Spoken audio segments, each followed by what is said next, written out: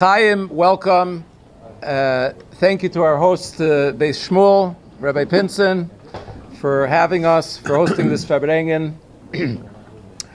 Before we get started, today is a day connected with Tidan Notzach, and we have Yidden, Tzadikim, Gemurim, as the Rebbe called them, who are putting their lives literally on the line, Begashmis, B'Mesiras Nefesh Mamish, to fight for Yidden and Yiddishkeit and the Holy Land, L'chaim, that they should have a true Tidan Notzach. They should be successful in their holy shlichus, mitoich gesund and archava. They should win in every way, on every level. They should come home to their families. It should be the ultimate Tidan Notzach. L'chaim.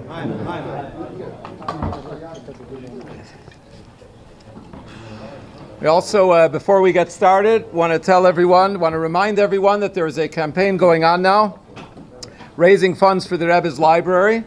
We have with us, just walked in a moment ago, Rabbi Yitzchak Wilhelm, a senior librarian at the Rebbe's library, who also played a pivotal part during the Svarim case itself. Very important part. Very important part during the Svarim case itself. Is with us here tonight. So please, everybody here and at home, go to the rebbeslibrary.com. I believe I got for me it wasn't working all day today, so if it's part of the day, so if that doesn't work, you can go to charity.com/library, I believe, and please donate generously on this day, which is connected with and which we focus on the Rebbe's library, which is such a holy and special thing for all of us, and which the whole Teves was around. The Rebbe compared Teves to Yud Kislev numerous times, both before the case, during the trial, and even on Teves in the Sikha afterwards. The Rebbe compared Teves to Yud Kislev. So obviously to a large degree, it's our Yud Kislev. It's a geula for something that the Rebbe was going through, which was obviously very painful, and a tremendous helem on the Rebbe himself, and we saw from the Agmas Nefesh, from the pain that the Rebbe had, how serious a situation it was. And Rabbi Krinsky, who's with us tonight, was a pivotal figure in the entire story, the lead up to Teves.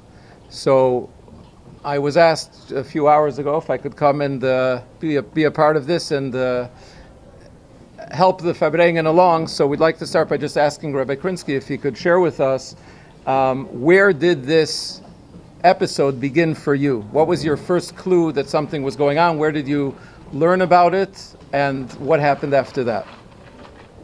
Well, first of all, I would like to issue a bakosha, a baracha, that what's going on in Eretz Yisrael, which is Oy Menero, should be the Dan Notzach, the Mlei Luven Amilo, and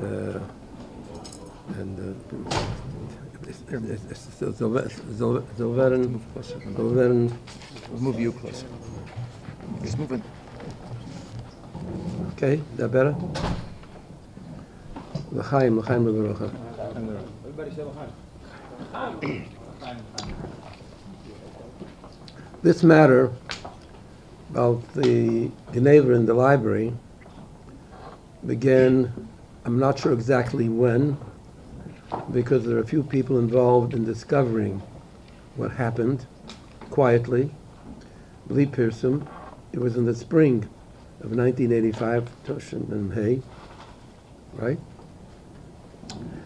And there was a Farbrengen in the beginning of Tammuz, where the Rebbe made mention, I believe, of what was going on. Then there was another Farbrengen in the middle of the week. And then the second Shabbos was Shabbos Mevochim Menachemov. And I can't forget that Farbrengen, neither can anyone who was there, was Oy Menero. The Rebbe was obviously under a lot of Agmas Nefesh. He was sitting on the chair differently than he usually sits. He was sitting differently, and he was speaking differently. It was extremely painful. People weren't sure what would happen, but we learned quickly enough. I mean, everybody learned quickly enough that there was a terrible geneva, theft, of very expensive svarim, antique svarim, that were worth tens of thousands of dollars each. I don't know if you know what the term in Kanabla means. When Kanabla refers to in the 14th century, there was when they founded the printing press, the first books that they printed, some of them were the Shas. It took a few years to publish the whole Shas, but it's extremely valuable. We had volumes of that Shas and many other things, and it was a heartbreak just to look at the Rebbe, not only to hear what he said, but as he sat. Maybe some of you remember. I can't even describe it. I can't explain it. And what the Rebbe was talking about, Neva, he said that the Sifriya belongs to Agudas Chassidei Chabad, belongs to them, and he mentioned several times in that Farbrengen that he would like somebody to do something about it. After that Farbrengen, on Shabbos, I happened to have been a chover in Agudas Chassidei Chabad as far back as 1970. I didn't even know I was a chover in Agudas Chassidei Chabad, but the Rebbe put me on at that year. It was 1970. It was I was 36 years old, and the youngest chover on the Agudas Chassidei Chabad was old enough to be my grandfather. But he put me there, so I was there. So I decided, since I'm a chover in Agudas Chassidei Chabad, albeit the youngest, I'll call a meeting of some of the Chaverim, not all of them lived in town, could be there. I called a meeting of whoever I could find to meet in David Raskin's room in 770 after Shachris. I'm not going to mention who came, but not everybody could come, but several did come. And I said, listen, you were all with Imona Yisim. You saw yesterday the Rebbe speaking, what he was talking about, and how he was torn, he was pushed, aggravated, like never before. And the Rebbe mentioned that something has to be done. We Chaverim Agudas Chassidei Chabad have the obligation to do it, begin doing it, because the Rebbe said it belongs to Agudas Chassidei Chabad. You can't abscond. You can't relieve yourself. And we spoke for about 3/4 of an hour. As I said, they were all older than me, and I had respect for them. And the hachlota was, that's how the people felt at that time, that there's Beis Harav upstairs, and they didn't feel comfortable of doing anything drastic or something that would be open for discussion in the mean way. And so nothing happened. So I left that meeting Sunday afternoon. I couldn't rest, having seen what I saw. When I think about it even now, I said, how could this have happened? And I couldn't sleep. I couldn't find a place for myself. So I decided I'm going to call a lawyer. I'm not going to ask the Rebbe any questions. I'm going to call a lawyer on my own and tell him what happened and ask him for some guidance. The lawyer told me now that I called him 3:15 in the morning. I was so upset that it didn't mean anything to me. And I told him what happened, and he asked me some questions about the case, what happened, and where are the books that were taken. And I told him that some books were taken by a nephew of the Rebbe, Gerari, and he lived in New Jersey, in Montclair. He took a lot of books with him over a period of time, bislachvais, in brown bags. We found out that it was him who was taking them, because when books were found missing, and the shelves had spaces between them when they should have had books, before I knew about it, the suspicion, it was more than a suspicion, somebody was actually taking physically books, choshev books, books that didn't belong to him or her. And he said that if this goes to court, it'll be a federal case because it was interstate. You can't make a federal court case unless it's interstate. It involves two different states. And which is good, he says, if we have to go to court, because the interstate federal law is a lot better, more honest than regular state law. And that as a matter of fact, he lives in Washington. The lawyer's name is Nat Lewin. Many people know the name. And he's going to be in New York on Tuesday. And if I can bring a list of documents that he gave me. Secretary had a handful of documents about the status of Agudat Chassidei Chabad. And we'll talk. Go on. So why couldn't you ask the Rebbe? I could. It's a good question. Why I didn't ask the Rebbe? I wasn't sure that I would eventually ask the Rebbe, but I saw the mentality of the Elam, of Spitz Chabad, that the meeting ended with a zero, and I wasn't sure that the people will go along with this. And this was the nephew, and I just thought I had a hanukkah that if no one else is going to do it, I'm going to do it, and I'm not going to ask the Rebbe. I felt that I couldn't ask the Rebbe.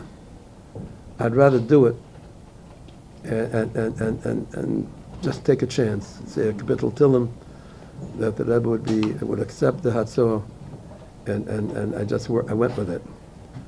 So even before I told the Rebbe about it, I met Nat Newell, the lawyer, in an office, in one of his friend's offices in Manhattan, and we had a long discussion with some of his chavedim in that law firm, and it remained that this really should go to court, and we want to save the Rebbe's Agmas Nefesh.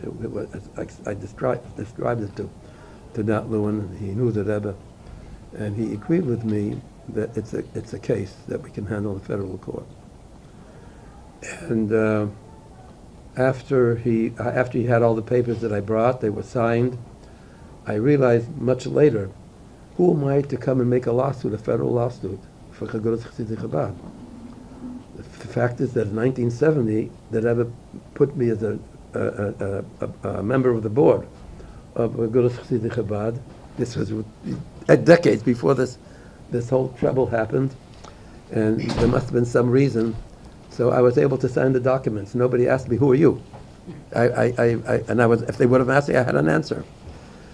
And in the discussions with Nat Lewin in the lawyer's office in New York, there was a talk about how we can get the books back, and all kinds of discussions, all kinds of cases and hechitimses.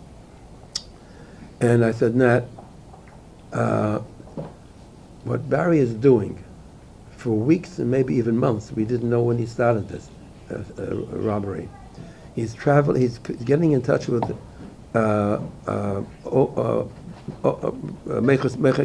booksellers that sell old Svarim, and he actually sold.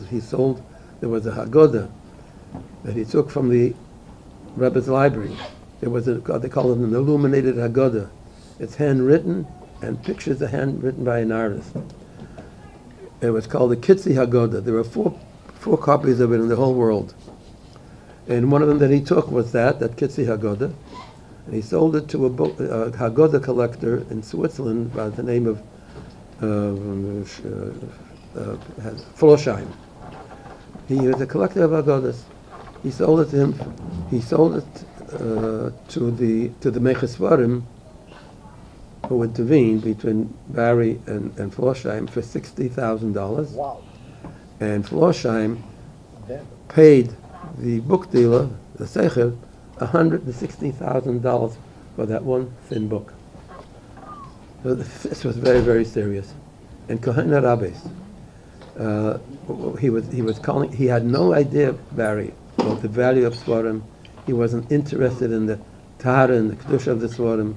He didn't care that he felt that it belonged to him, and it belongs to him, and he's going to make money. So he was selling books in the open market, and what was the outcome of that? Your visit to Nat ended up in, where did that go? So we were talking about certain law things, and I said to Nat, the law, you'll take care of yourself with your friends here in the office. We have to stop the bleeding right now. Every day that goes by, we might lose something that we'll never see again. He said, you know what?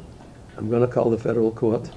I'm going to go down to the federal court in Brooklyn, in the Eastern District for the federal courts, and I'm going to go before a judge. I have the papers that you brought me. It's enough to put it. And I went into this judge. I wasn't there with him, and the judge's name was Glazer, a Jewish man. And he mentioned in the interview with the lawyer that he happens to be a lover of books, so he can understand the emotions involved when it comes for somebody stealing books that are ancient and being sold, and he couldn't stand it. So not only did he sign the restraining order, he sent 2 federal police, marshals. That's what they are. To Montclair, New Jersey, to Gates Avenue, where Barry lived. They took every single book that was in the house that he took from the library, about 400 krachim of the Salt of Eshamno, and they put it in a bonded warehouse. And they say there's going to be a case. This will be there until the case is settled. So there was selling stopped because nobody said he had nothing to sell. They took every last scrap of paper away. And before we went to court, but after we were in court, I went into the Rebbe. I was very uncertain whether the Rebbe would be upset with me. I never in my life would do a thing with this nature without telling the Rebbe or asking the Rebbe. But I just felt it had to be done. There was no reason. You couldn't, if I actioned, then we have to go to court, and we have to go as quick as possible and try to stop the bleeding. So I went into the Rebbe, and I told him what I did. So he told me that I should call up the Rebbetzin. The Rebbetzin was very much involved in the case. She was actually the heir, H-E-I-R, and to tell her that's what I did. And then I asked the Rebbe a question. And the Rebbe looks at me, and he says to me, "What's fragst du bei mir?" I mean, who should I ask at this point? "What's fragst du bei mir? Du bist doch a chassid von schwer." But all time beseder. That's all the time batzlocha. And then he starts saying, and he's thinking, that was 40 years before in Tavshin had Dal, that I was just working in the office. So he remembered that I had a bracha, a beautiful bracha, before the bar mitzvah. And so he said, and then he says to me, Moshe Rabbeinu hat gedagget mit Klal Yisrael. Aber Pinchas gedacht abtan was getan. Well, that would you could have. I felt very much better. Can you give that to us in English?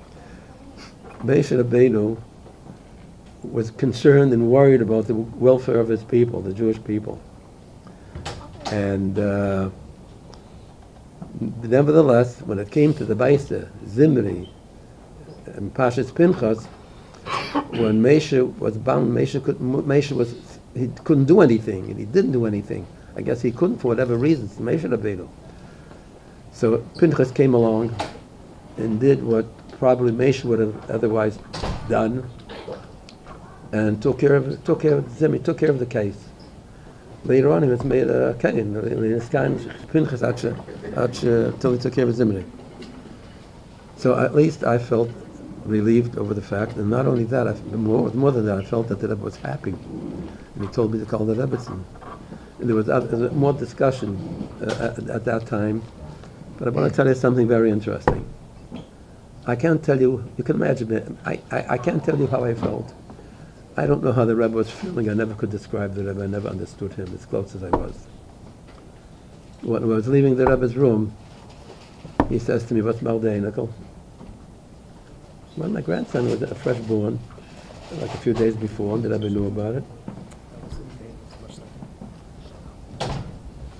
Yeah, okay. Oh, what's the difference? L'chaim. We'll continue. So first of all, I want to remind everybody that there's a campaign going on for the Rebbe's Library, rebbe'slibrary.com. Those who are just joining us online, today is a day connected with the library. Please donate generously. Rabbi Krinsky was talking before about the many people behind the scenes, and maybe we'll get to that in the continuation of the people who helped. First of all, who caught the culprit, who noticed the svarim missing, who caught the culprit, and then eventually who helped prepare with the case. Those were the staff of the library played a major role. This fundraiser is in fact for the ongoing expenses of the running of the library, the Rebbe's library, which I can tell you from running a Moised, the ongoing expenses, the salaries, the people, the professional staff who make things happen, who see to it that the Rebbe's library is well maintained and that there's access to all Chassidei Chabad and all of world Jewry, is the library staff, and the expenses of maintaining the library itself are numerous. And the Rebbe showed us with the whole story of Teves how precious the library itself is to him. So please donate generously, or generate some funds and give. That's fine too. Everything is matched double today, l'kavod Teves, and that will definitely be, a participation in the entire Teves, the continuation, the outcome of Teves, the Rebbe's library itself. I can tell you also for us, the library staff has been incredibly helpful. This is for Jem and everybody who benefits from all of Jem's videos. Specifically, in addition to all Chassidim, being a Chassid, hopefully, or a wannabe chassid like everyone else is one thing, but there's also, just I can tell you, mitzad Jem, the amount of help that the library staff gives us for all the projects that we do, all the living Torahs, all the different things is incredible. And please support the library generously. L'chaim. Moshe Epsanigen. Oh, we have with us Rabbi Gorelik. Mazel Tov, Rabbi Gorelik is with us, the Marad Asra of Shliach in Dubai. We have with us Rabbi Gorelik, the Marad Asra of Beis Shmuel, our hosts tonight. He just had twin daughter grandchildren just born in Dubai today. So Mazel Tov, Rabbi Gorelik, L'chaim. This was today. So there's no name yet. Twins. Okay. Stay tuned for tomorrow for both names. L'chaim. Shimon, start up Sonigan, please. Anigan. Whatever it is. Go ahead. I'll make a note on that. You talk about Pada B'Shalom, which we sing at Yotzes Kislev. I wasn't at the Farbrengen, but the day after Teves, Farbrengen is all over the place. The Rebbe spoke every night for a while. And Yil Khan, a good friend of mine, from Bracht, in 770, I wasn't there, as I say. And he was masber, something that the Rebbe said, actually, too, that the Prat Hey Teves is more important, or whatever, however you can, it's more than Yotzes Kislev. In Chassidus, Retzach Ben and Moer, there's a difference. There's a lot of Chassidus in there and Moer. Yotzes Kislev was more a kitrug on Limad Chassidus. But Hey Teves was against the Rebbe himself, the more lane. Yeah. What all that implies. So you can. You want to sing? Pada B'Shalom, fine. Just right before I came here, I watched a Movement on Trial, a very nice film by Jem about the Hey Teves, and it has that clip from Rabbi on it, and you're standing right there. So you were present. You'll be happy to know. It's okay. We don't expect you to remember every vart you heard from Rabbi, but you're actually standing right there smiling, right beside him. But yeah, he does say it's Zayin Teves by night, Farbrengen, I think. Thursday night. And with L'chaim. Remember. The Rebbe spoke about it later himself. The Rebbe said the same thing later. Sing into the mic. The Rebbe.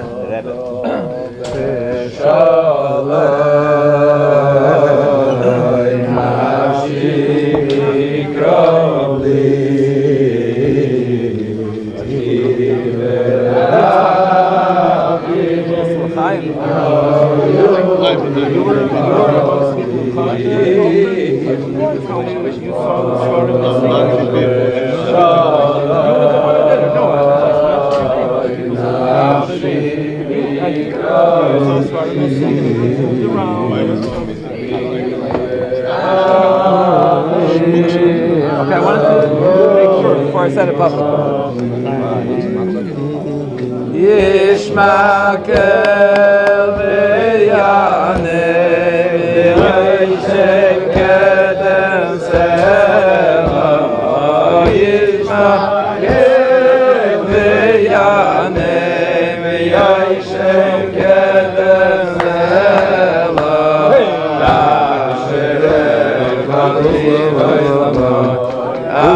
Asherein chalim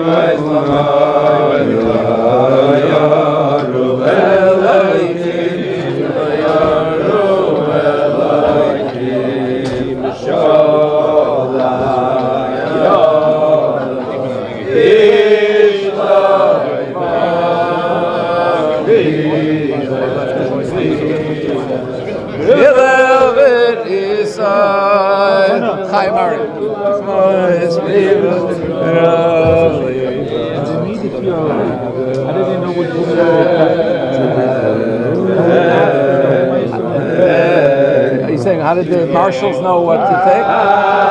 I doubt he does.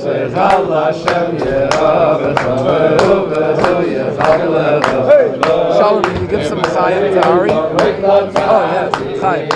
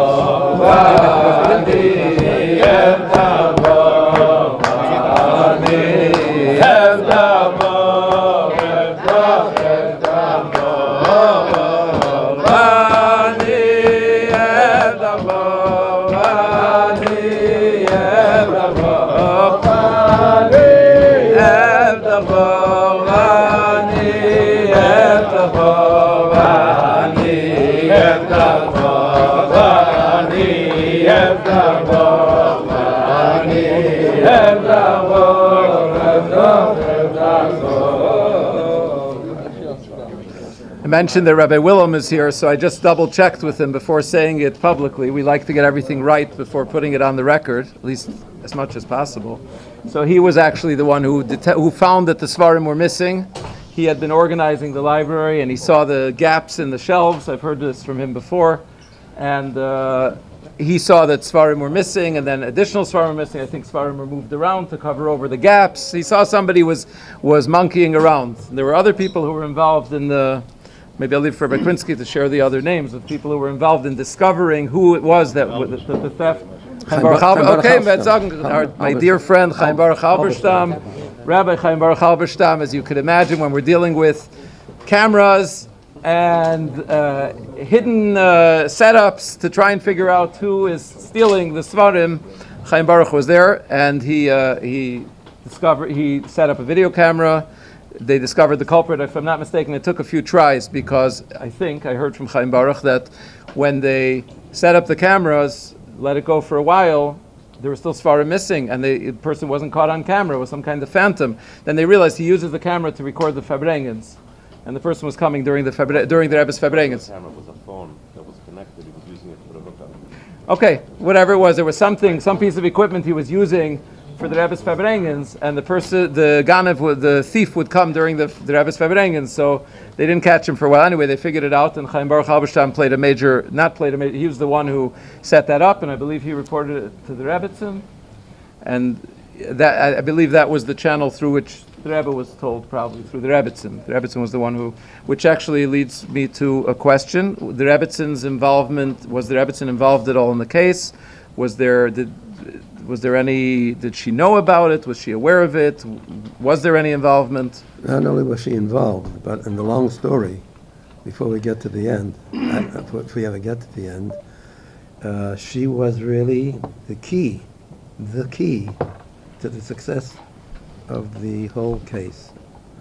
I want to get to it a little bit later, not right now. There's things before that. I cannot tell you how important she was physically in the case, in the success of the case. And maybe I should, maybe I can skip around a little bit. I'm excited when I speak. I'm excited when I speak about the Rebbetzin, because he had a very close yachas. I'll skip over a lot of history. We'll go back to it later if we have the time. During the period of what they call in the legal case, before the tinus, before the judge for consideration, there's a period that they call discovery. Whatever the case be, there are usually documents or kalim or something that's shaykhs to the case, paperwork that's shaykhs to the case. So that has to be prepared before the case. You have to come to the judge with a fartik matter, because if it's not fartik, he's not going to deal with it. He has a case to run. So the case here was given to us from approximately September till the beginning of December, about 3 months. And we had to work a lot in gathering documentation about Agudas Chassidic Chabad and Chassidus Chabad and the lives of the Rabbeim, a lot of Chassidic material, and the Mezdis. It was a very tedious job, and Rabbi Wilhelm was one of those who was extremely heavily involved with Rabbi Levine and some others who helped. And when we finally came to the case, and in the beginning of December, it was Yotes Kislev that the judge gave. He approximated 3 weeks. And from the date the case began, and I'm skipping over the 3 months of discovery. I would be in court, and I would come back to the Rebbe's office. Sometimes the case finished at 5 o'clock, sometimes at 7. And when things are getting tight in time, and the judge wanted to finish the case before the new year, January 1st, so we would sat sometimes till 7 and 8 o'clock in the courtroom discussing the case, moving ahead. So when I came back to the Rebbe, I relayed to the Rebbe for about a half an hour or 3/4 of an hour, depending. I had some notes, depending what was discussed, what was asked, and what was said, what was answered. And the Rebbe had something to remark about each one of those cases. And when we got through, the Rebbe told me every day I should call up the Rebbe and apprise her of everything that was discussed in the courtroom. So I had notes, and she was abreast of everything. And when it came into discovery, this is amazing. When it came to the period of discovery, they wanted to depose her the deposition in a court case is a time when the opposing side, the lawyers from the other side, have the right to ask questions of his opposition's side, discuss documents, theories, whatever the case may be involved in. And the objective of the lawyer in that kind of a situation is to catch the person from the other side, tie him up with questions in a very critical way, and sometimes very strange way, and keep a person under 4 hours, 2 hours, 3 days, whatever the traffic will bear. And you can't get out of it. There's no way you can get out of it.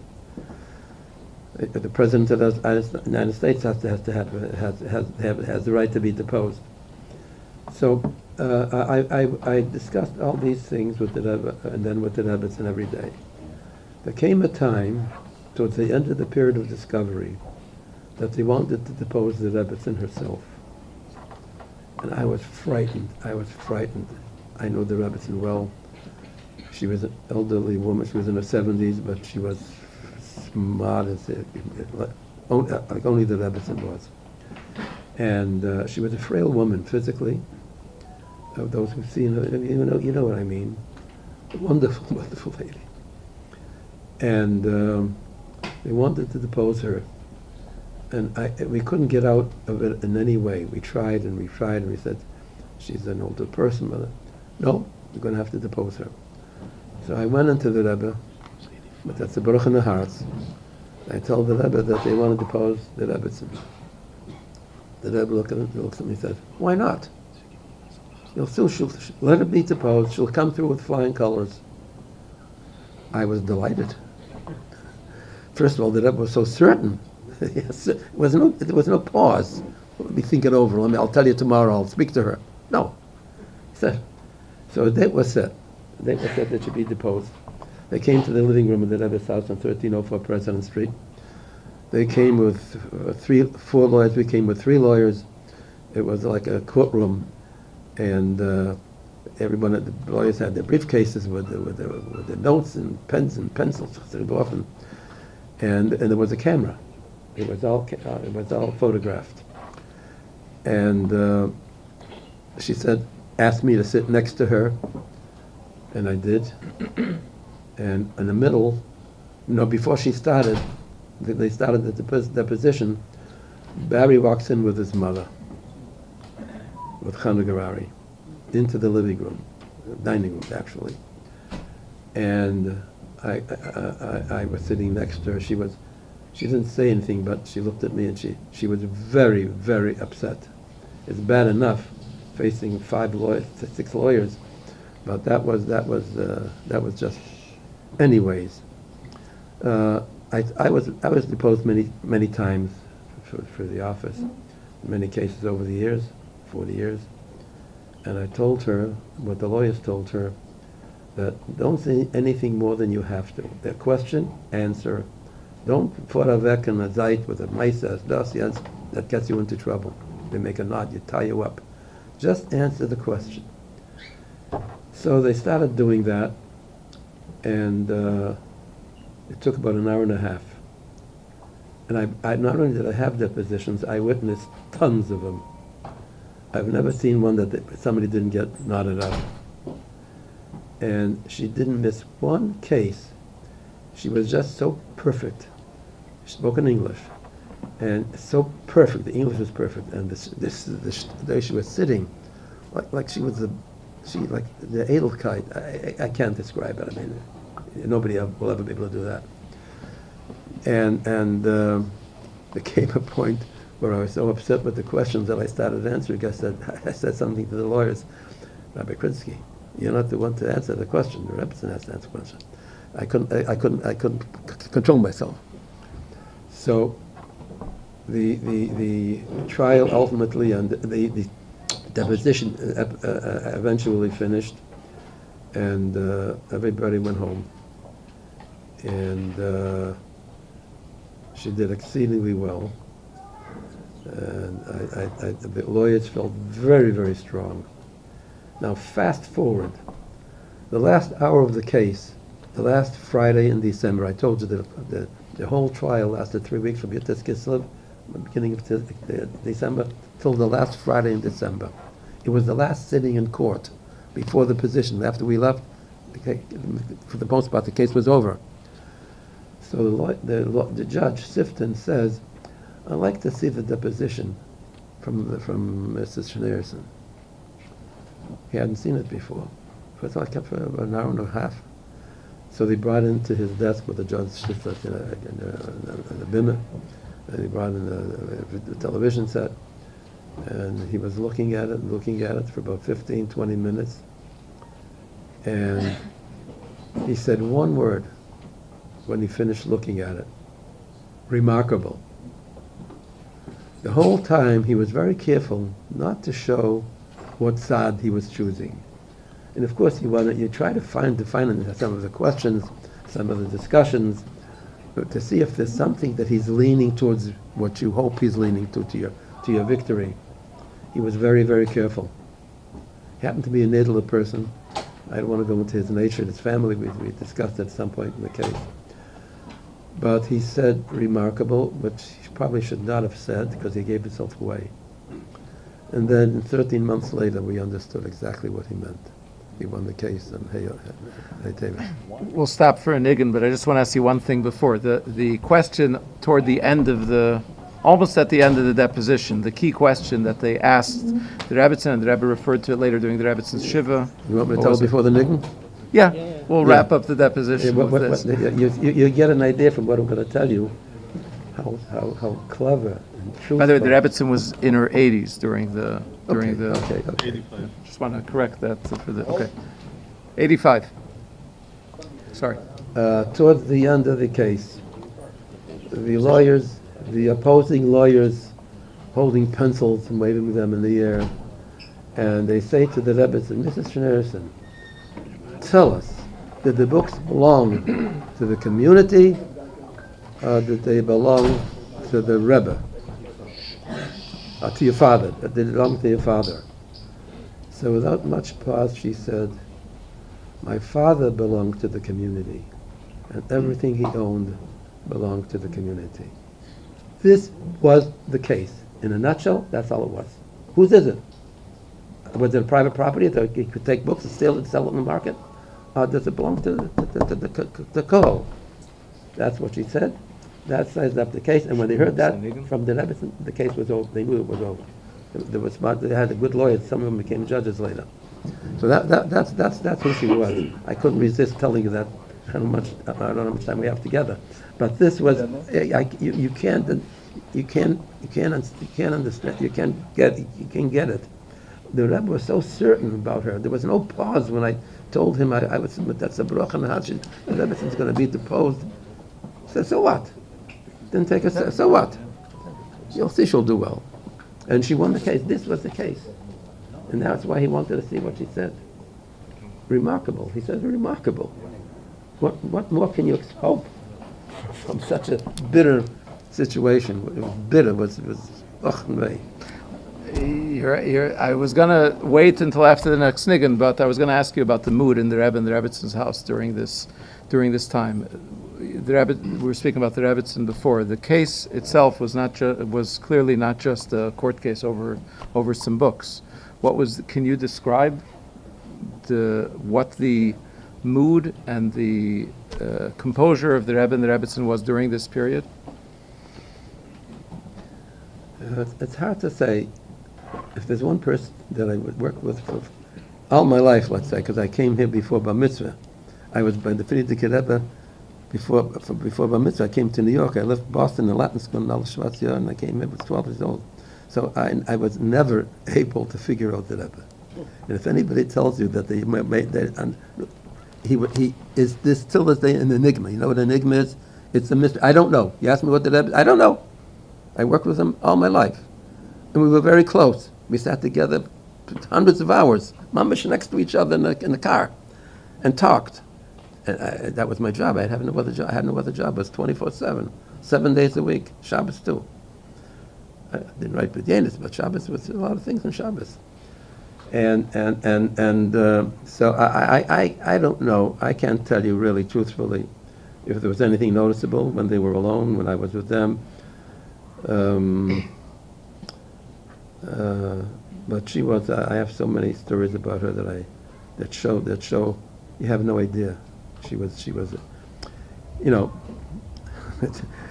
this is not the purpose of this Farbrengen. But you know, after a while, I understood why they married each other. Not a joke. It was so perfect, so perfect.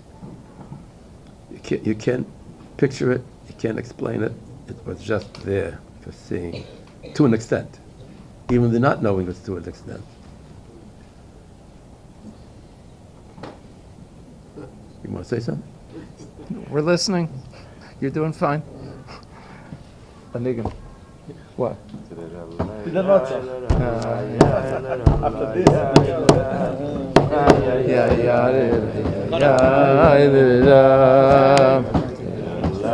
My son has my phone. Yeah,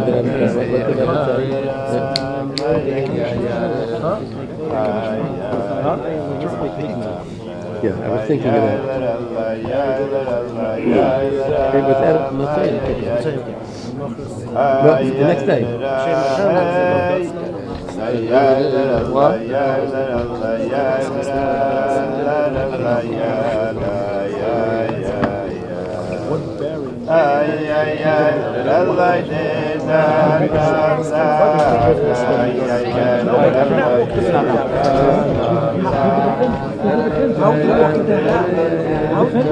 How very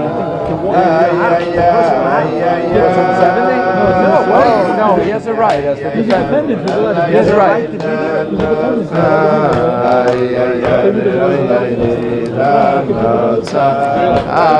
It's a new nickname. I never heard of it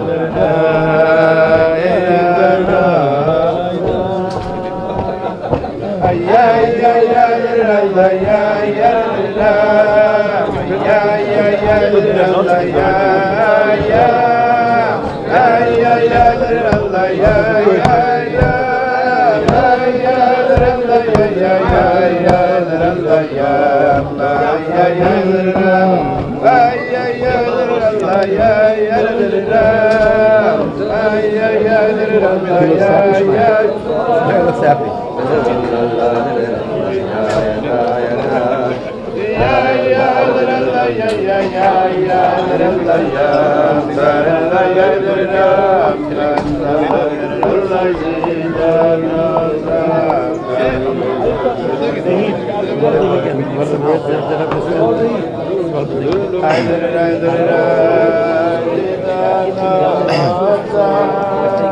Ladies and gentlemen, we take this opportunity to remind everyone.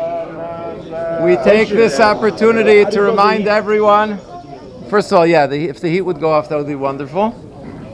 We take this opportunity to remind everyone that Teves is a day connected with the Rebbe's library. Not only is it connected with the Rebbe's library, the Rebbe's library is the focal point of Teves. There's a campaign going on raising funds for the maintenance and the ongoing expenses of the Rebbe's library. We have with us, first of all, you can go, those of you who are online, can go to charity.com/library. I'm told that's the safer address. As well, we have with us in the room Rabbi Krinsky. For those of you who might not have your phones handy, feel free to go over to Rabbi Krinsky, who is raising funds. The Wi-Fi is definitely, if you hand your credit card or a wad of bills to Rabbi Krinsky, the Wi-Fi will work to accept that donation. It doesn't work. It's not going to work. It works slowly. It works. Okay, so if it's not going to work, you have Shmaya here. Anyway, to help fund the Rebbe's library. Rabbi Gorelik will share with us a few words about Teves. Yes. First of all, the reshus of Rabbi Krinsky. I'm usually I share with the Jungelite a little bit the background of things. First of all, many people think that Rabbi Krinsky got involved in the case because he works in Maskiris. I would just like to reminisce with Rabbi Krinsky. When I was a bacher from Italy, so I used to bring Sfarim to the Rebbe. Everybody remembers Rabbi Krinsky's office was upstairs in 788, but that wasn't his first office. When Dr. Shapiro, who lived next door to 770, where the library is now, and it was a whole story how Meshele Brodshtein was involved, etc. And eventually the house was sold to the Rebbe, to Lubavitch, to Merkez. And Rabbi Krinsky's office was in the back of the library. All the old Sfarim, when I say old Sfarim, I'm talking about incunabulas. We discussed many times. Some of the father's things. Yeah. I used to bring them.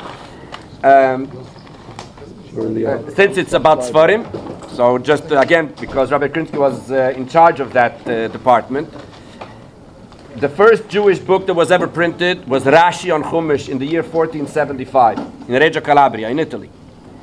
The Sfarim of the first 25 years, which means from 1475 till 1500, from the year Reish Lamed Hey until Reish Nun, are called incunabula. Incunabula means, in Spanish, the cradle of the print. The Frierdiker Rebbe, in the list that they give, taken by the court case, the list of the Sfarim, he writes which ones are incunabulas. Baruch Hashem, we brought several incunabulas to the Rebbe, which are priceless. We had an interesting story, if you remember, but the Rebbe asked you if he sold it to Reb Chaim. Yeah. But that's for another time. And so Rabbi Krinsky was in.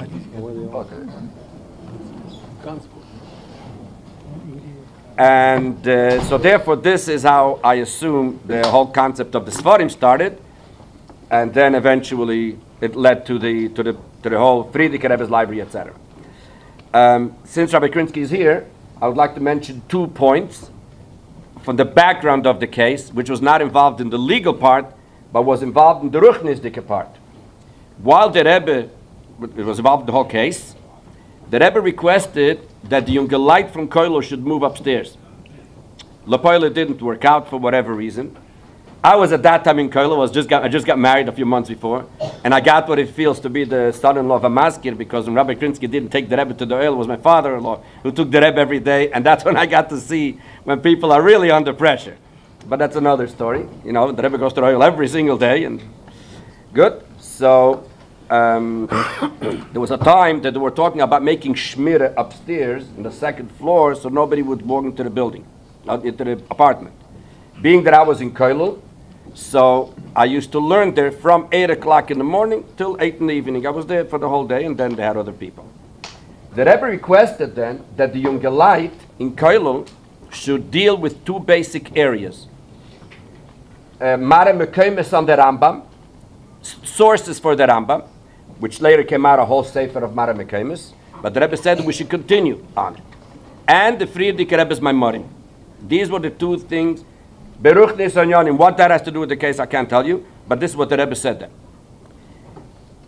We were in Koilo, and we knew that this is something very dear to the Rebbe, so we decided that as soon as we find out when the case will start, for any day that something happens in court, we're going to give out a kuntris, which has something on Mara Mekemes on the Rambam and on the Frierdiker Rebbe. The first day was Yutas Kislev. So the night before, I don't remember if I brought it to Rabbi Krinsky or I brought it to Rabbi Groner. I don't remember, or maybe my father-in-law, and we gave out this booklet, Ha'oris ve'iyunim Aleph b'mekeiris Mara Mekemes b'sefer Rambam, and Beis, my Morik Vektushas had Marayat. In the front, we wrote, Likras Chaga Chagim Yom HaGeula Yutas Kislev, Tavshim Vav. The Rebbe went to the Oihel, that Yutas Kislev. He did not have his bag, he had this kuntas. That's all the Rebbe went with. This was Yutas Kislev. The next day that there was something special in court was Chavches Teves, about 5 weeks later. So we right away started to work on a kuntris for Chavches Teves. During the trial? What? During the trial, sure. But I guess I didn't come to you. I didn't want to bother you with this. So we did that. Came Chavches Teves. So I started looking around. What's Chavches Teves? At that time, no one knew what's Chavches Teves. Everybody thought that today everybody knows Chavches Teves is the birthday of the Rebbe Tzachana. At that time, no one knew what Chavches Teves. Why? Because there was a book that came out, Ein B'Yisrael, on the Rebbe Tzachana, and it says over there that the birthday is Chafei Tishrei. So I remember in Koilo, we started researching because we want to write something in the front. Yutas Kislev is very easy. Chagagula. Aber was beschreiben Chavchas Teves? Finally, mamish the night before, and this is before the computers were working already, but it takes time to do it those days. Shamshi Yunik told me that his father, Berel Yunik, claims that the Rebbe Tzuchane's birthday is Chavchas Teves. As I think that that's what we have in his Yoman. So I told him, no, the Rebbe's birthday is Chafei Tishrei. And I showed him them B'Yisrael. He said, that's what my father says. Now, there was no time really to do too much more research because the next morning the Rebbe is going to the oil. I took the liberty of writing Yoitzel L'Oil L'Chavchas Teves, Yom HaYoledes Shel Rabbanis Tatzidkonis, Imay Shel for the Hayom Holedes is Mazal L'Gever. And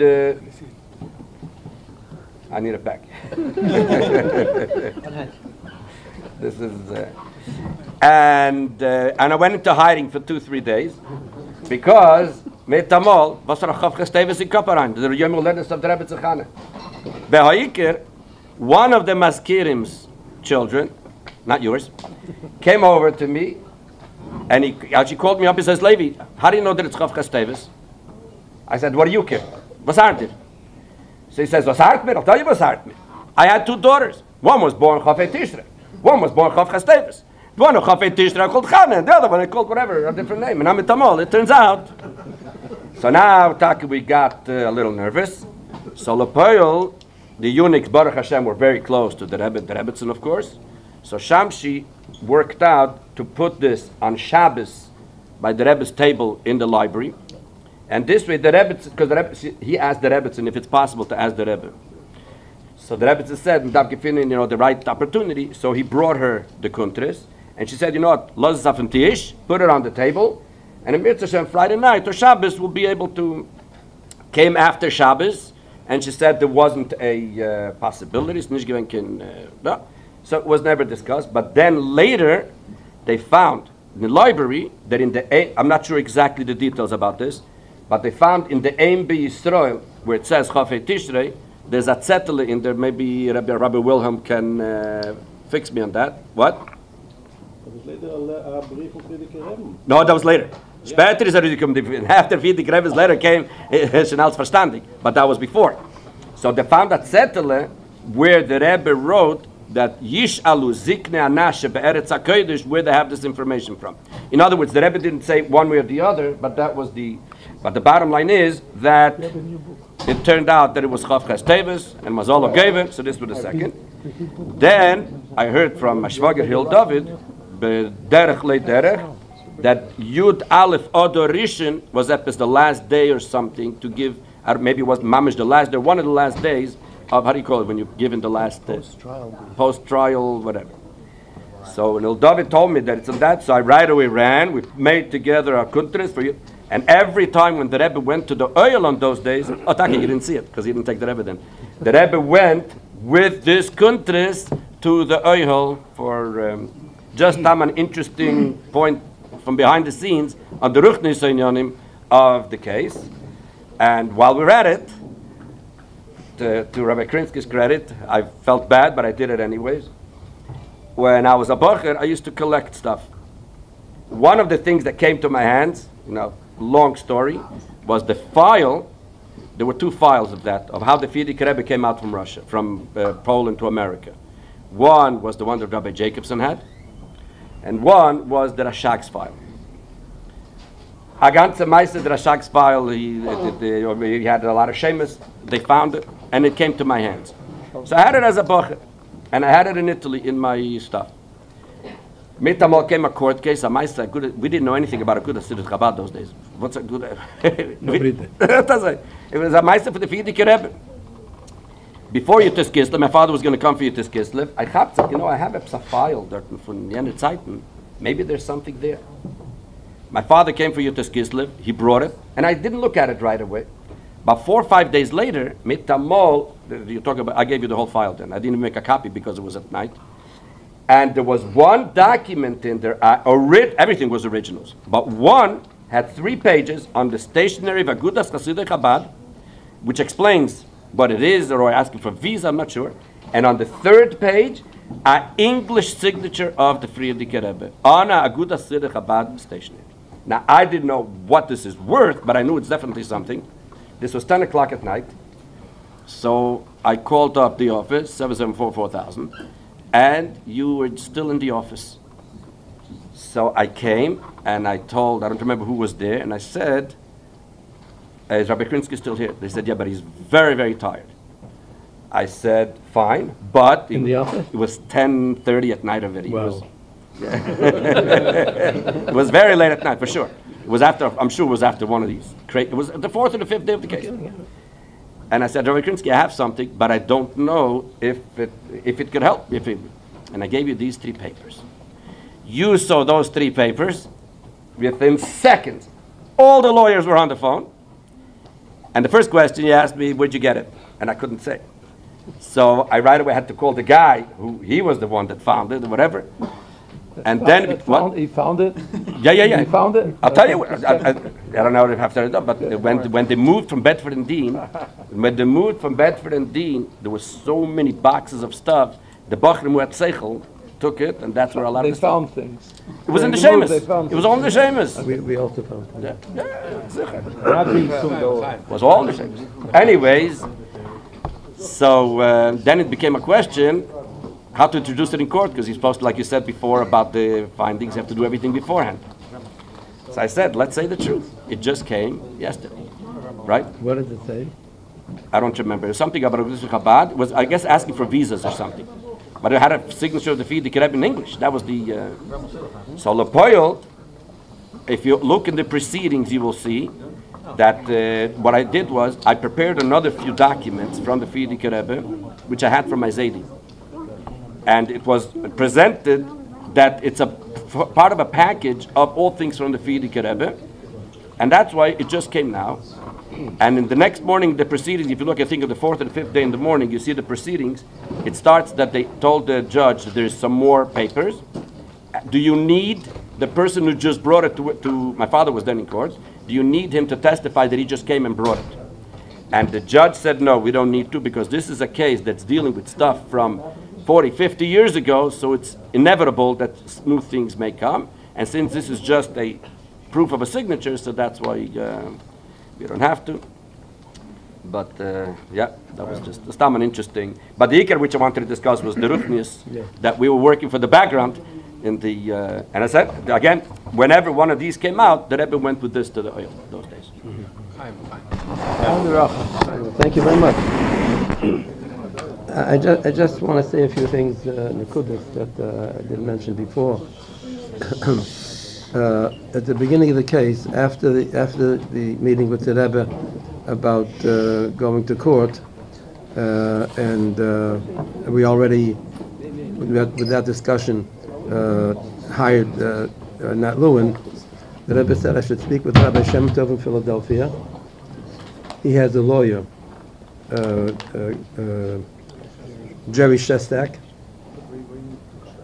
He should come and work in partnership with Nat Lewin.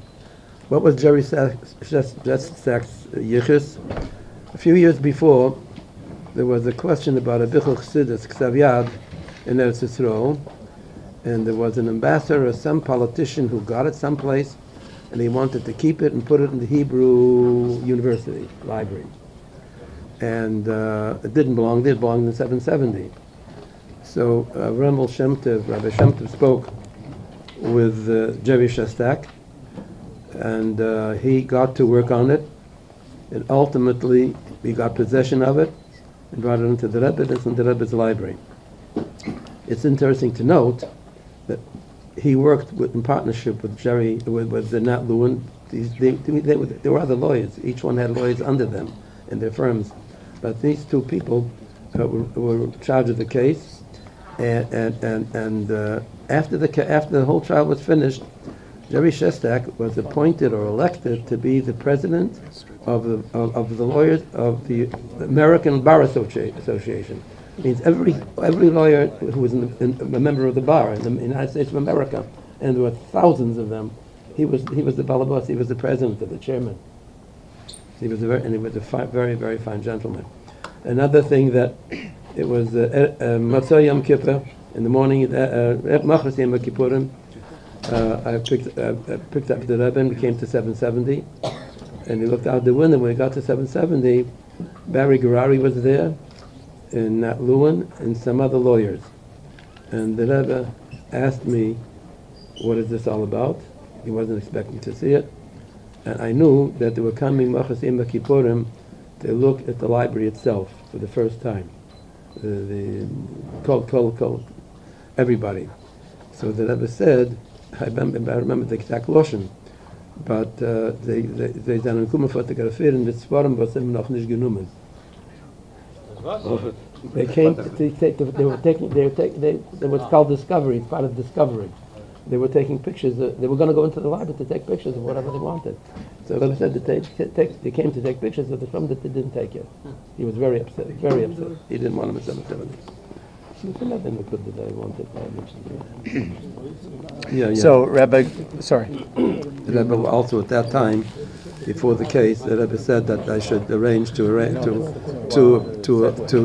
appoint more people, Chassidim, to the Vada of Agudas Chassidic Chabad.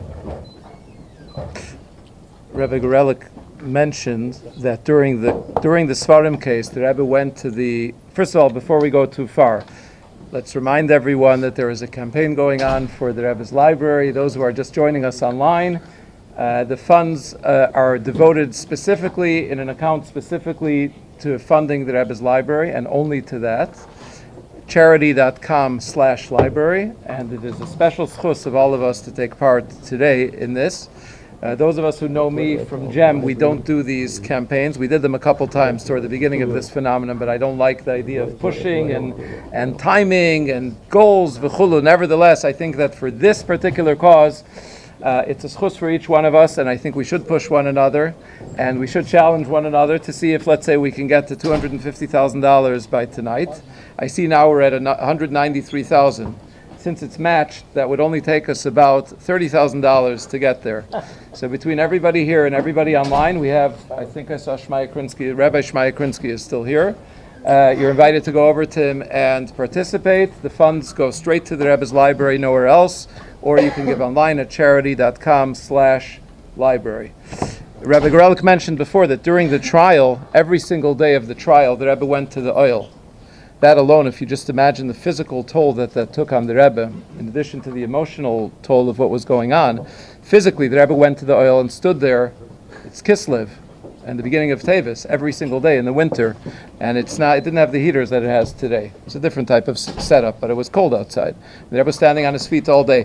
But Rabbi Klein, during that period, Rabbi Krinsky did not drive the Rebbe to the oil. Rabbi Klein drove the Rebbe to the oil. Rabbi Krinsky was in the courtroom. Besides for one day, every single day, that has a separate story why the Rebbe didn't go that one day. But I believe that later the Rebbe told you something about those missed days of driving him.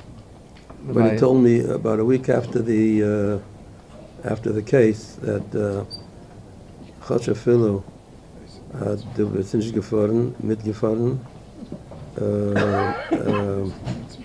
der Lashon HaShas. Kolesik Binyan, b'mitzvah, potem bin ha-mitzvah, aber wenn es geht zu dir, das ist ke'elu, du bist mitgefahren. Wow. So he knew what it meant to you, obviously, the missing, the driving him. What shall I say? That's exactly. I didn't ask him for it. It was a few days after this. I don't know what made the Rebbe say it, but he said it.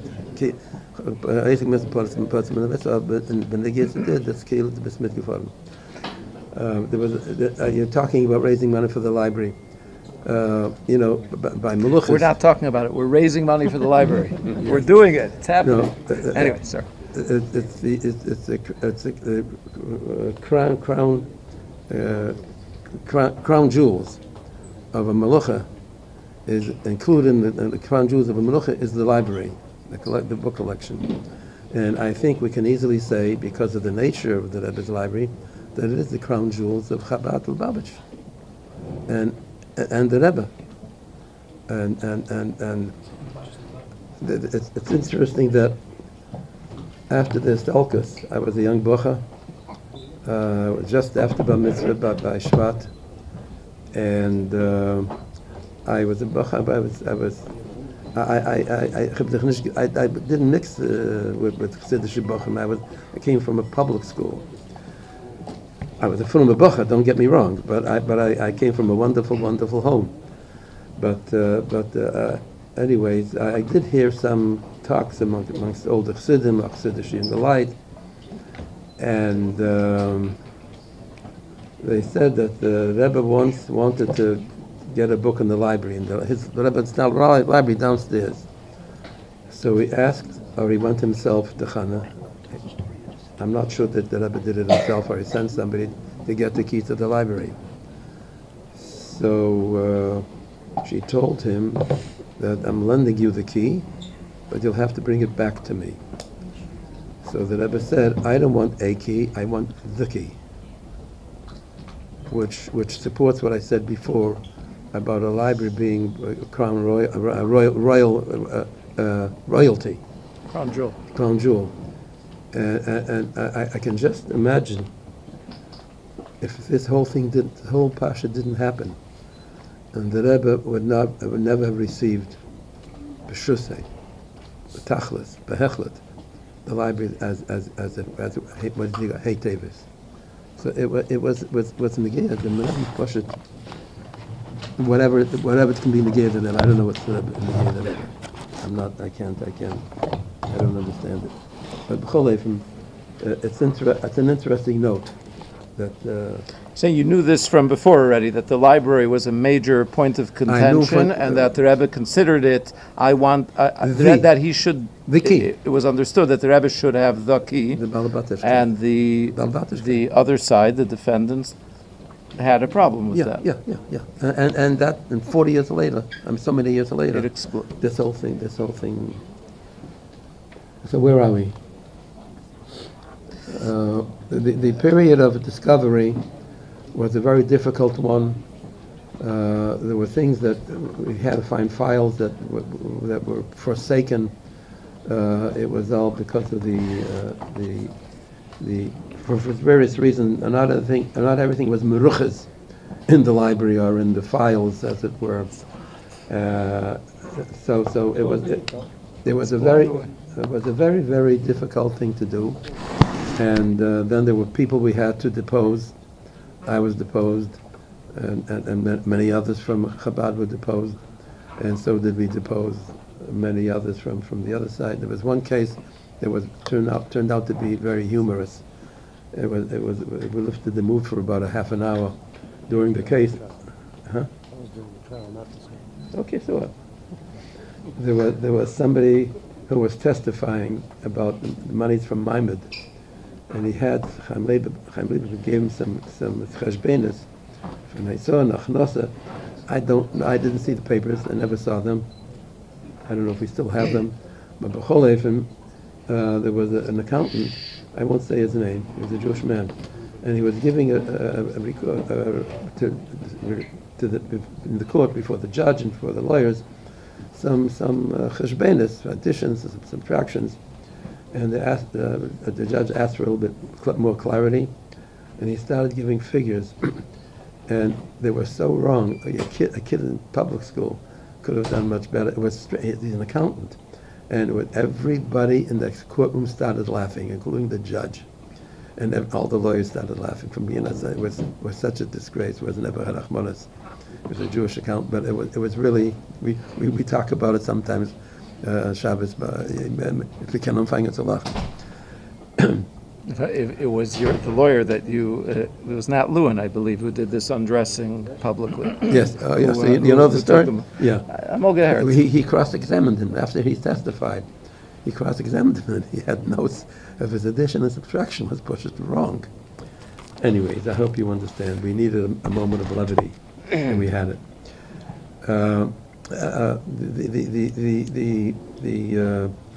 The interviews, the depositions were very, very interesting.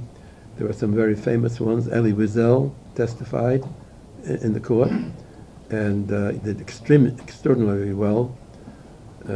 He used to go to Chassidish Hafen, but he never had testify for about Sfarim, Sifrei Chassidus, and the Rabbi. He was a Chiddush, And then there was a Rabbi Cohen in London, Jacobs, I'm sorry, and he also testified. He came special from because Rabbi Shestak was a friend of his. He testified, and it was so elaborate that they printed a book in London of his testimony. And they gave the Sofet's Forum. But it ultimately ended, and we prepared for the trial, for the case, and any other problem that you remember that I should? Let's go to the day of Hey Teves. If we have time, we can go back. I'd love to hear some of the other exchanges and things Tzetlach the Rebbe gave you related to the case, things the Rebbe wrote. But let's jump to Hey Teves. If we have time afterwards, we can continue and take a step back. Tell us, please, about the trial wrapped up in winter of 1986, if I'm not mistaken. Yeah. December 85 to 86.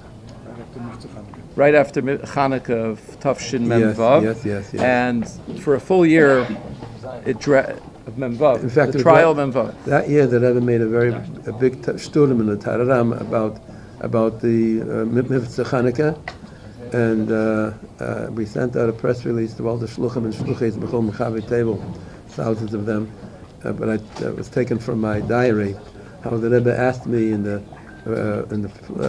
last 4 days of Hanukkah to call all the shluchim in the world and make sure the Mahada b'Nivtza Hanukkah, they should make big Farbrengens and parties and take photographs of it, which we did, and the next day he said the same thing even more. And it's interestingly enough, and I'm making it bekitzer because it's getting late, that the night before Zeis Hanukkah, the Rebbe told me to again call up all the shluchim all over the world for the 5th or 6th time of that particular Hanukkah. And they should light Hanukkah menorahs on the Zeis Hanukkah. On the 8th day of Hanukkah, they should light the menorahs, Berev Pumbi, and with refreshments for the children, and talk about Yiddishkeit and Hanukkah and Nisva Hanukkah and Purim Nisa. Zeis Hanukkah never happened before, to my knowledge. Hanukkah's ending, and the Rebbe's talking about doing this. And just to be clear, the Rebbe connected this to the trial. The Rebbe connected that's what reminded me of it, because in my invitation, I write the fact that Taka, with a few, there was from Mavel, after Hanukkah, a few days after Hanukkah, the Psak came out, So a year later, Tavshim Mem Zayin, a year after the trial. So this slept for a whole year. Yeah. People were saying Tillim, people were fasting, there was unknown. He did it 2 years in a row, by the way, and they took pictures, and Yossi Friedman is here. He was the one who edited it. He got all the chema together, and he printed. First book was beautiful color, beautifully done, hardcover book. The title of the book was "Let There Be Light," and the next year it was "And There Was Light." And it was interesting. We did episode gekocht in Hanukkah. He told me before the kinnusim when I speak, I should talk about Niftzah Hanukkah by the Middle of Malkovich. That's why you're always talking about it. Okay, now we know. Tell us about Hey Teves, please. Hey Teves got word. L'chaim. Let me have some of that too. L'chaim, everybody. We're getting to Hey Teves, so we have to say L'chaim. Yeah. And thank you to everyone. We're approaching $200,000 in the campaign. Please keep it going. L'chaim. What did I want to say? Hey Teves. The verdict. Yes.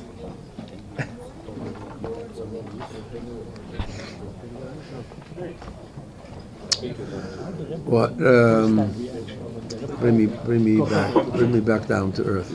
I got wind from one of the attorneys in Washington that worked with Lewin's office that there's a psak ready in the judges. They say they can't hear you over there.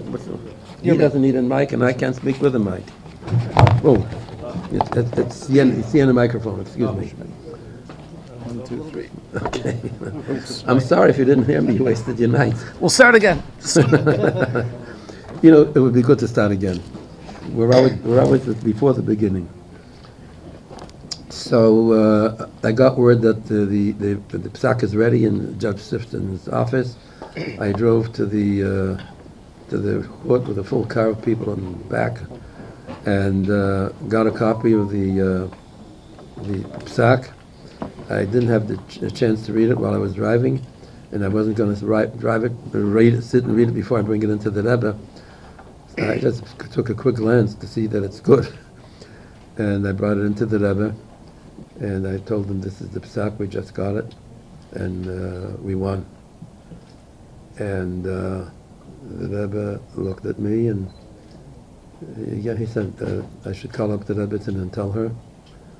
The Rebbe didn't seem to express any special joy, which was very normal. I mean, you never knew what the Rebbe was thinking. You never knew what people think they understand. I tell you, I was there for 40 years. I never knew what to think. He was always I'm glad there's an English word in the dictionary that describes it. An enigma. It's something you can't understand. Tatik. So he told me that he asked me a few questions, and I answered them. He said I should call up the Rebbitzin. I know maybe I shouldn't, but I asked the Rebbe if the Rebbe would want to make a Farbrengen tonight. It wasn't my job to ask, but I did ask. I was a little bit, begilufim, not drunk, I was driving. And he said, "Weiß noch nicht," and of course there was, and that was the beginning. That was the Teves, and I think it was the second night that he spoke about it began Pedenis Setlach.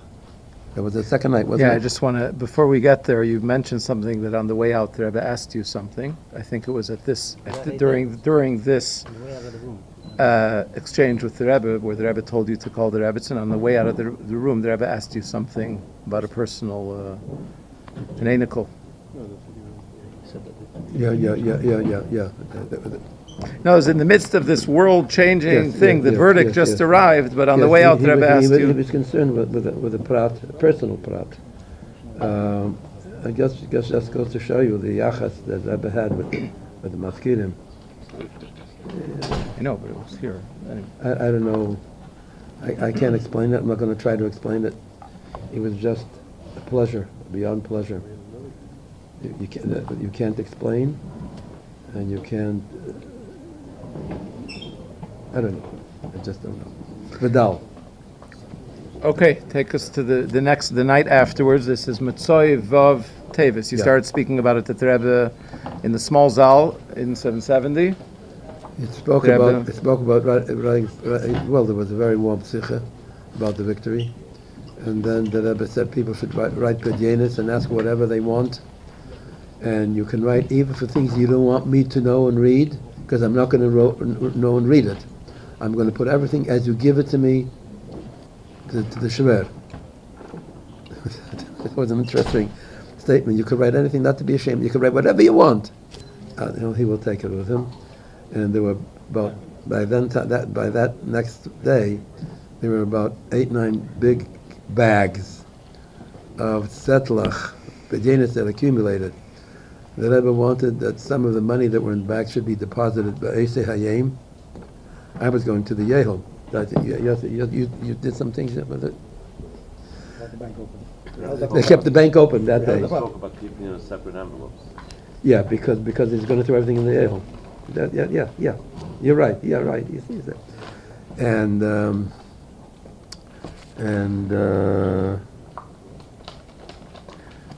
they were carrying out the pekelach from the Rebbe's room, zekelach. He says, who's on Krinsky's mention? I was upstairs in the office for a minute. I didn't hear him say that. My children told me that I was looking for the Krinsky's children. You were there, Yossi? And Yossi Futterfass was there? Huh? Krinsky's mention. What did I say, Kinder? Krinsky's mention. Krinsky's mention, okay. Nish Kinder, a mention. Krinsky's mention. When you came back from the No, before we went. When we were loading the car, the Cadillac in the back. He says, it was on the Krinsky. What happened when you came back? It was all. Why did you go up to your office then? What wife showed up to the office? When you came back. No, went to the Yehel. When you came back, there were bags in the car. No, going there were bags. So when you came back, there was bags. They came back from the Rebbe. They came back from the oil. Could be. I don't remember that. So the Rebbe always went with a bag and always came back with a bag. What was in the bag is a different story. while you were there at the oil, more bags, if I'm not mistaken, more bags were being delivered constantly. It could be. People, it was just a little bit after the advent of fax machines, a short time, and people were faxing and dictating and bringing more and more. No, just fast forward. If we're going to finish now, fast forward when the Svarim came back the next year. We didn't after Hey Teves, we didn't know if there'd be an appeal. The Tzad Hasheni, the Sitra Achra, would appeal the case, which would take time and effort and everything. But we were hoping they wouldn't bother, but they did appeal it. So we couldn't get the zeklach that the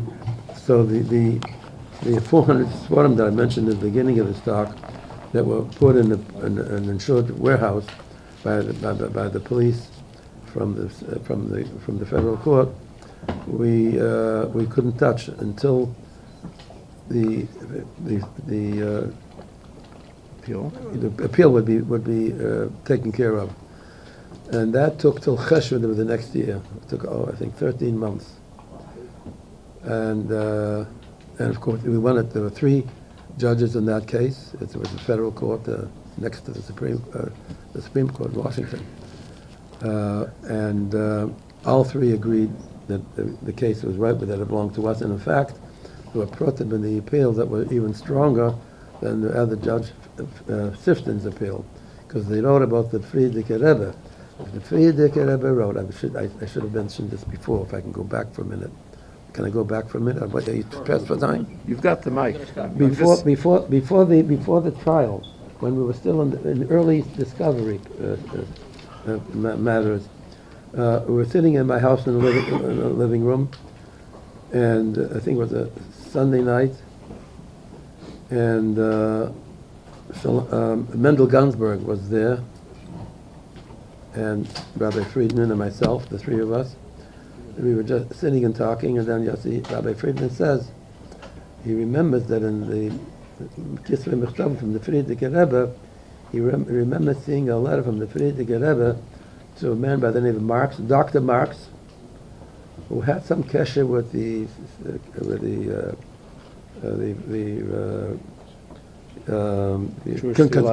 Jewish Theological Seminary, and had a government job in Washington. And he was the Sefer, and he had good Bakanschaft. And the Frierdiker Rebbe writes in a letter to Dr. Marx, I think it's Tufshin Dalet, way back, 44, 43.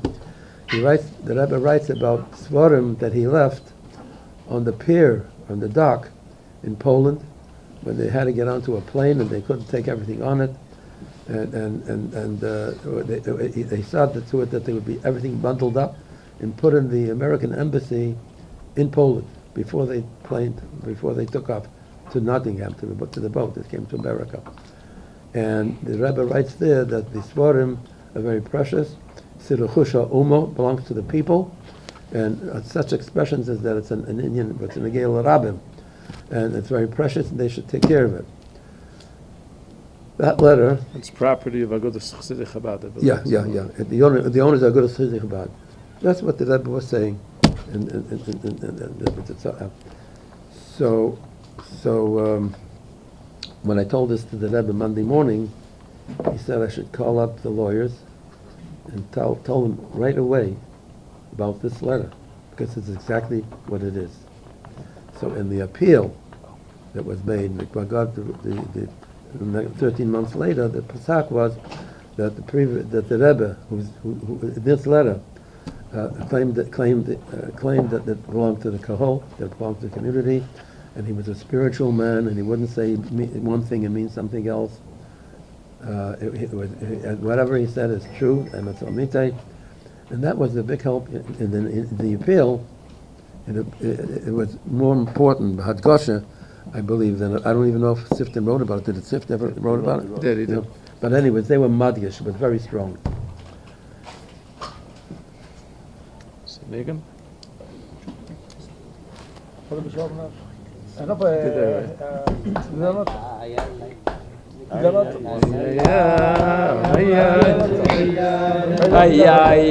sang it already before. I think maybe before you came then?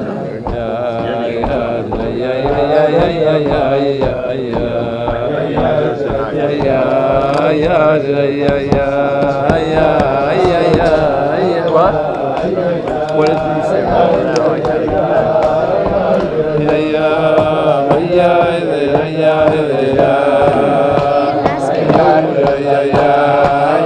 I did ask him.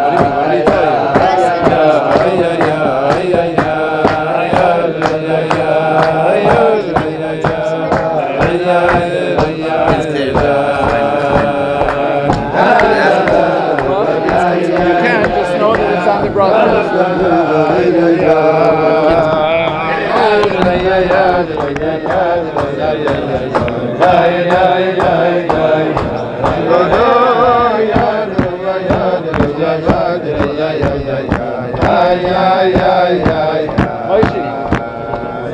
Do you want to continue? What can we do about the heat? It's still pumping.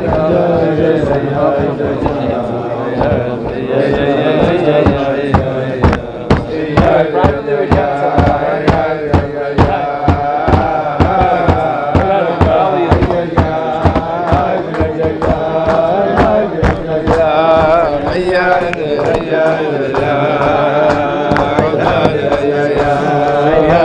the whole world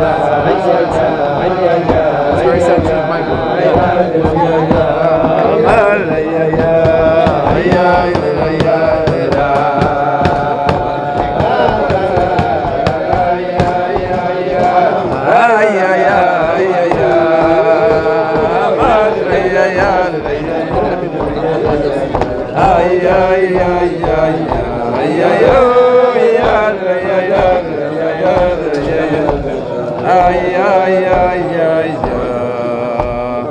I want to tell you something you might be interested in, though I don't have anything with me, that in the course of the trial, the Rebbe gave me verschiedene Kisvei Yad.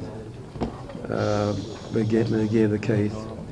And one of them was particularly interesting. It wasn't a big sheet of paper, it's actually not very big, but he writes to me what a Rebbe is. What a Rebbe is. I know they mentioned it in one of the Jewish magazines this week that the Rebbe gave it to me, but I don't know. Did they print it this way? Yeah, then. It's been published. It's been printed, at least part of it. Yeah, but what did the Rebbe write about in the? What did the Rebbe address in those setlach? There were. What a Rebbe. I'm not gonna. It's more than I can say. I know the answer. Huh?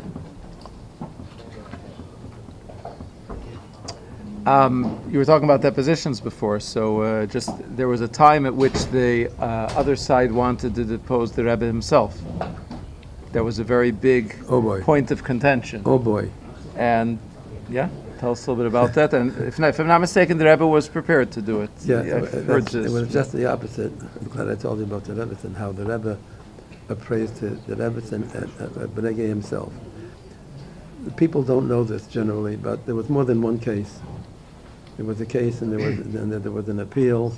And then there was another case, which involved the Rebbe himself personally.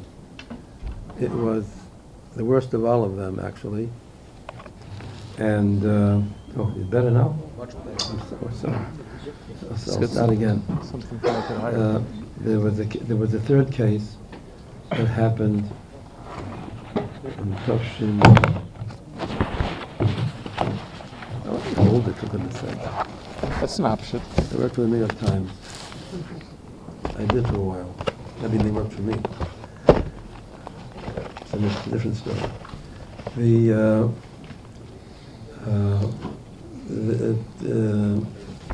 had to do with deposing the Rebbe himself.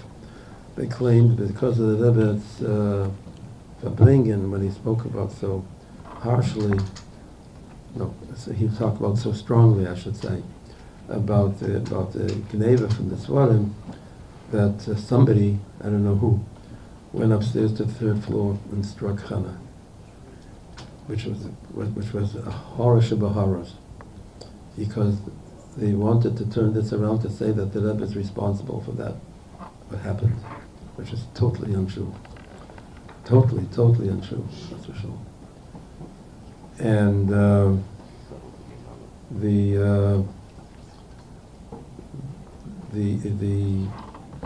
they came after the Rebbe in court, and the judge actually gave this part of this hamshich of the case to a what do they call him, a magistrate, happened to be a Jewish man, to judge. So it was a separate case. We had the same lawyers, but there was one particular one, a young one, who grew up in the Frum Shem Shabbos house, was a partner with Nat Lewin. Nat Lewin gave him, he later became the, what do you call from the United States? Solicitor General of the United States of America. He became the country's lawyer's lawyer. Seth Waxman. A very, very fine young man, smart. And he took the case. And it was papers back and forth. The Rebbe was kept abreast of everything. And it wasn't going in a good direction. And the Rebbe called me in one afternoon. He said to me that, look, if I have to give up a deposition, I'm ready to go. Now, I don't know how to say it, but I lost myself. Thank God. I said to the Rebbe in Yiddish, very firmly, that it's not going to happen. The Rebbe looked at me, changed the conversation to something else, it's completely different, as if nothing ever happened, and he didn't have it. Seth put on it was he was a good lawyer, and they understood him. He was understood, and it didn't happen. And bottle kafir deyada, or more than that if possible. And I don't know how he did it. I don't know how he did it, but I'm glad I did it. I sort of yelled, and you know, I think the Rebbe understood me. I was thinking maybe the Rebbe had to hear such words from a plain bus of a dam, a push to it. You know, the Rebbe told us that we have made a power, and it just came out of me. I don't know, maybe. Thank God. That's what you want to hear. That was pretty good, thank you. Not many people know this because it's an addendum. It's not Teves. It's not books. It's the Rebbe himself, Kipshuti Mamish. You know what is the deposition I mentioned before? The Rebbe should have to go through such a goal. The Rebbe, it's a shame. It just couldn't happen. What do you say? Oh yeah, and that's interesting. And ultimately, after the trial, after the appeal we won. So we had right to get our Svarim back from that Abandoned warehouse in New Jersey, and so I drove there with Rabbi Shem Tov from Philadelphia in my car, and the Rebbe wanted to go to the Yale too, but I wasn't there. And it was going to take like we were in touch by telephone, some communication to let the Rebbe know that they're going through each and every book and checking it off a list. Hundreds of books that took a while, took a long time. So the Rebbe said that he'll go to the Yale. He went with Rabbi Klein, and he said, when I come back, I should come out to the Rebbe to meet him at the Yale. Rabbi Klein will be able to go home. But before I come to the Yale, I should go into the boxes that are being brought back to 770 and pick out 3 Svarim from the collection to the Yale. I did that. Do you remember which ones I brought? Which one they were? No, Derech Emunah. one was Mizmor Seder, which is very appropriate. The third one was the Kuntras. But the Rebbe said I shouldn't pick. Whatever comes in there. So I listened to it. I could have picked they was one place. But that's what I picked and that's what I gave to him. And the next day the Rebbe said to print Derech Emunah, what is it? Yeah. Two Svarim. The third thing that was printed. No, the Rabbi said to print Derech Hamuna. Yeah, only one. Shabbos, the Rabbi spoke. Yeah, on the Shabbos.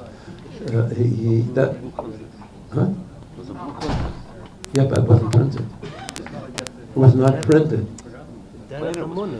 Printed that. The Rebbe said to print it there. The Derech Hamuna. Yeah, I know.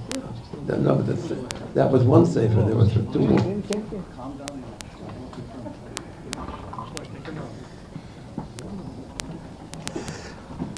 Shimon and Nigan. Go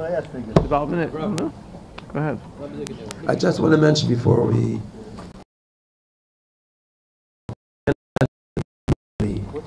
of the pratim going on from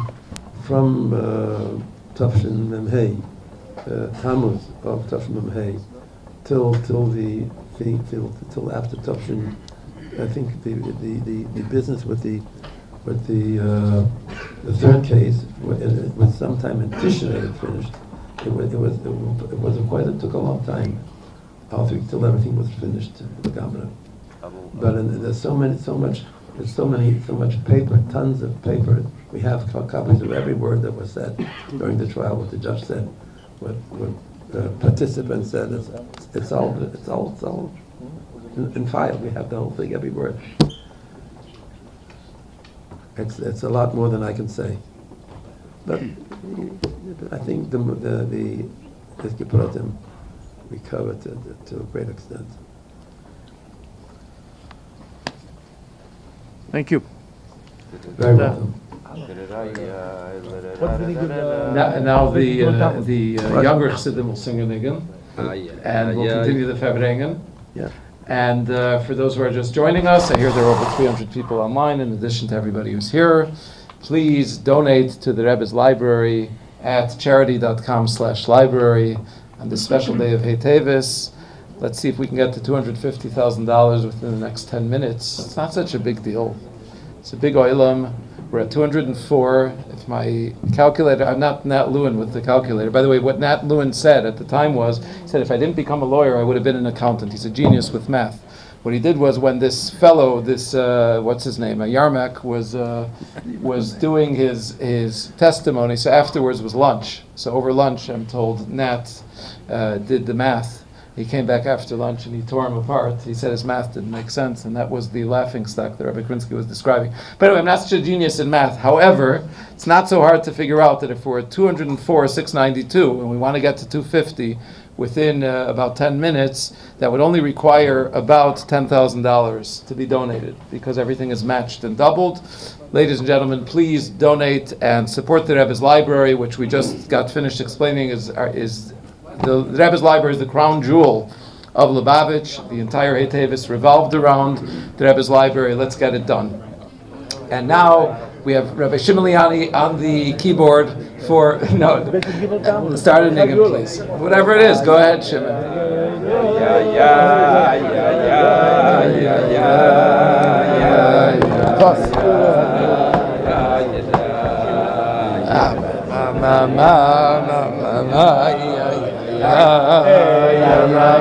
Ari, you going? What's the things you wanted to mention? No.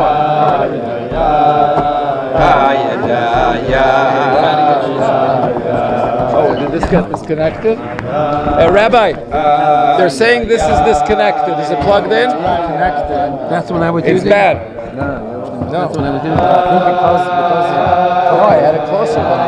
This one was closer? Yeah. Is this plugged in? Check whether it's in. You're hearing well? Okay.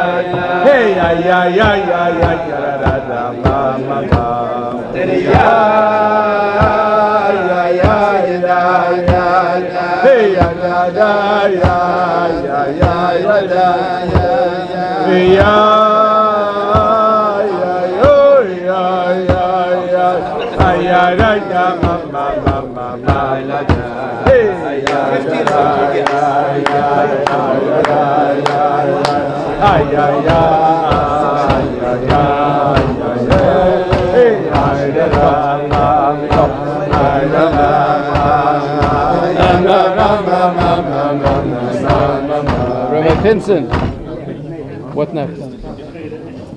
Should we,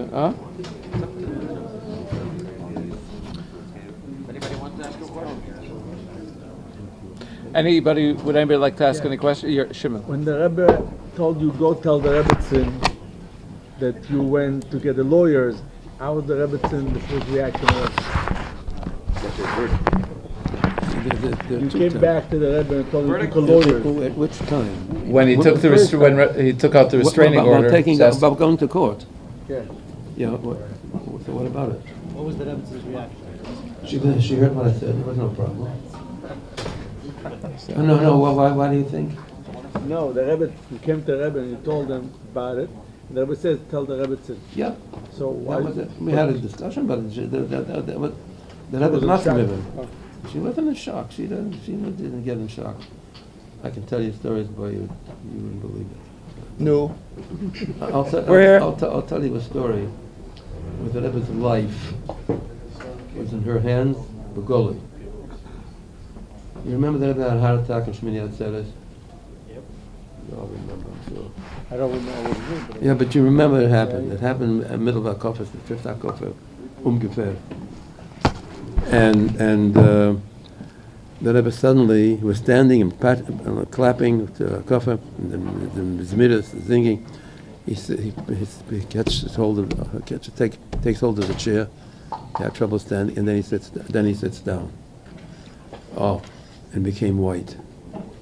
Nobody knew what was going on. There were a few doctors who came, Chassidim, one from Cleveland, one from Toronto. Plain doctors. Nobody who could see what was going, who could take care of the Rebbe. And the Rebbe finished the Hakofer, and he went with the 6th and the 7th Hakofer. And I don't know how he did it. The doctors don't know how he did it. Then he said, Aleinu, and he went to the Beis Medrash, walked up the steps, and went into his office. Dr. Zellickson was there. By the time I got upstairs, there was a bed that I think Chana sent down from upstairs. Luftstellbettel. And that was going to lay down and rest. Took a while, and the Rebbe sat down, and nobody knew what to do. So, what? Instead of breaking windows, that's downstairs. I remember. upstairs. Yeah, and I'm talking about the Rebbe's room, and the Rebbe was, his color was not good, and you could see he was in distress, and decided to have to call a doctor. So I knew some cardiologists in Brooklyn, and within about an hour, he contacted 4 doctors, cardiologists, because the thinking was that it's a heart problem. And they all came, and they all examined the Rebbe, and they said the Rebbe had a very serious heart attack. He must go to the hospital immediately. There are 4 ambulances out front from Hatzalah. He has to go to the hospital immediately. And if not, we're leaving. So the Rebbe says he's not going to the hospital. He can be treated here, very, very soundly, quietly. And the 4 doctors left. They came one after the other, not at once. They left. So the Rebbe's in a serious condition. There was a Lubavitcher doctor from New York, I forget his name. No, Tisholt was after Ira. Related to the Kunins. Anyway, Richter, God bless you. He came from Manhattan. He was also the chief surgeon in the Jewish hospital in Brooklyn, which is about a 5-minute walk from 770. So he came, he brought with him a medical piece of equipment, to take cardiograms. And the read was horrible. And they just, what do you do? The Rebbe is not going to the hospital. And an hour passes, and 2 hours pass. And it's came mistate and we cooked him and if the Rebbe doesn't want to go, no doctor's going to come and say you're all right. It's sakonis and fashis mamish. They wouldn't wanted that. No one wanted their responsibility of dealing with the Rebbe. Because the Rebbe was not going to go to a hospital under any circumstance. I can be treated right here. And the night passed. It's about 5:30 or 6 o'clock in the morning, Fatog. And the Rebbetzin comes walking down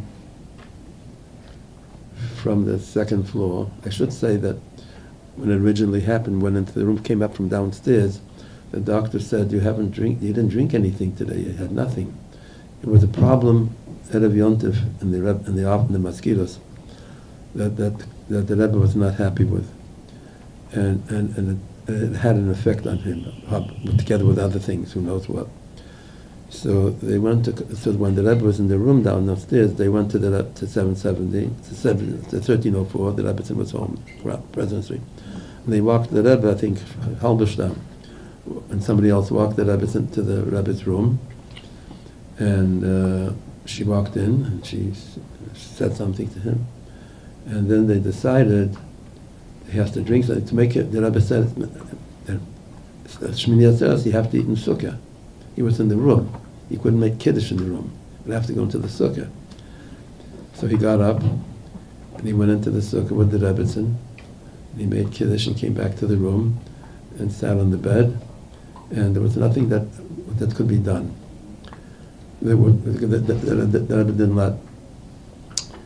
Around 6 o'clock in the morning, the Rebbetzin was upstairs, either by Chana or by her mother in the middle floor. And she comes down, I was standing there, Rabbi Groner was there, Rabbi Klein was there, another 1 or 2 people. And she says, "What's Herzach?" So she was told that the doctors were there. Before that, closer to 12 o'clock at night, well after the other 4 doctors left, another 4 different doctors came, one after the other, and said the exact same thing. There's a serious problem here. Go to the hospital as fast as you can, or else. So the Rebbetzin says, she was standing right next to me, and she says, "What's Herzach?" So I didn't say anything, but they said to her that doctors want to take the Rebbe to the hospital. He had just had a second heart attack, 6:30 in the morning. And the matzah was Oy Menera. And the Rebbetzin standing there and says, "What's Herzach?" So they said they want to take the Rebbe to the hospital. And what does my husband say? Calm, cool, and collected, like nothing. He doesn't want to go. Well, she said, if my husband doesn't want to go, I can't let you take him. Imagine the situation. You had to see her demeanor. She had no children here. The Rebbe had no children here. They had no mishpocha here. They had 0. The most 2 important Jewish people in the world didn't have anybody here that was mishpocha. Children, parents, brothers, sisters, aunts, uncles, cousins. Nobody, not a soul. But she said, it's so ruyik. This is what I'm going to make. The Rebbe's life was very much at stake. What does she have? if something chalila happens, what did the Rebbetzin have?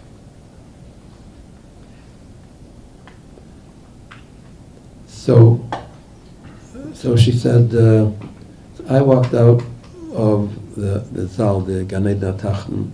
I had nothing to stand there for. I was walking across the floor to the Merkaz office. The door was open. The Merkaz across the lobby of 770. And I hear... Can I stop you? What did the Rebbetzin tell you after you said that they want to take? They want to take him to the hospital. What did the Rebbetzin respond? What does my husband say? And if he doesn't want to go, if he doesn't want to go, I can't. I can't allow me to take him. Okay, you said that's what. I never saw. I think you said something about you never saw him not in full control of himself or something like that. Oh yes. God bless you. God bless you. Very important. That's why you need friends. That's why you have an important position. She said, all the years that I know my husband,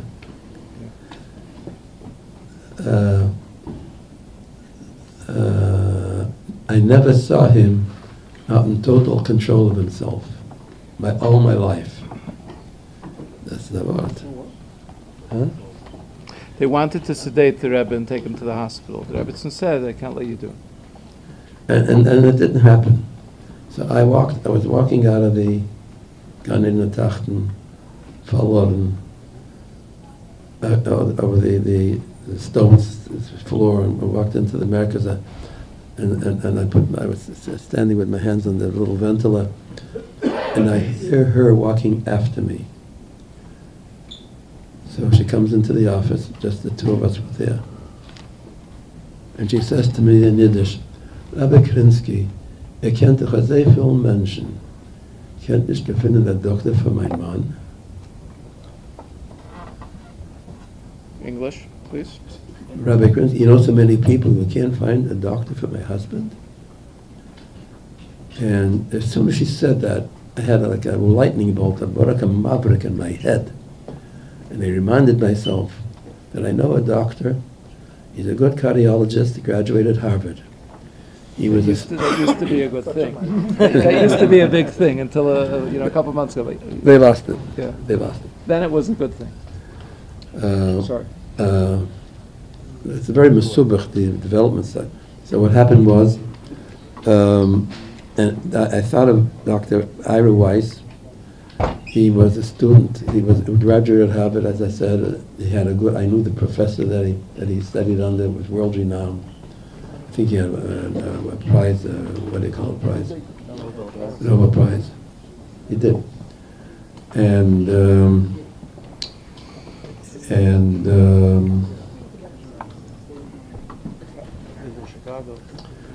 I lived 1,000 miles away. So I thought I'm going to call him. So I called up my shwager, Herschel Schusterman, the Rav in Chicago, probably the 8th Rav, I don't know, my brother-in-law, married to my sister, Evelyn. And it was Yontif. He wouldn't pick up the telephone. It was 6 o'clock, 6:30 in the morning, 6:45. And I kept trying, and I let it ring. I probably ring. But Halacha Kamesa, he picked up the phone already. He picked up the phone. And I told him what's going on. I said, give me Ira's number. I want him, he should come. He gave me the number. I called Ira. I woke him up. And he says to me, if the Rebbe doesn't want to go to the hospital, don't force him to go b'shum even. It'll make the situation worse. And having seen the Rebbe. So he says, you know what? I have a Talmud Chaver, Dr. Tischoltz, lives in New Jersey. He works in Mount Sinai. He's the head of the cardiology department. I'll call him and I'll see if he can come. He called him, and he said that he would come. He would come, but he won't be there before 10 o'clock. He says, well, he'll let him come, let him see what's going on. If you don't have anybody else anyways. I'll get on the first plane out, but I won't get there until after 1 o'clock at the earliest, American Airlines. Well, I want to meet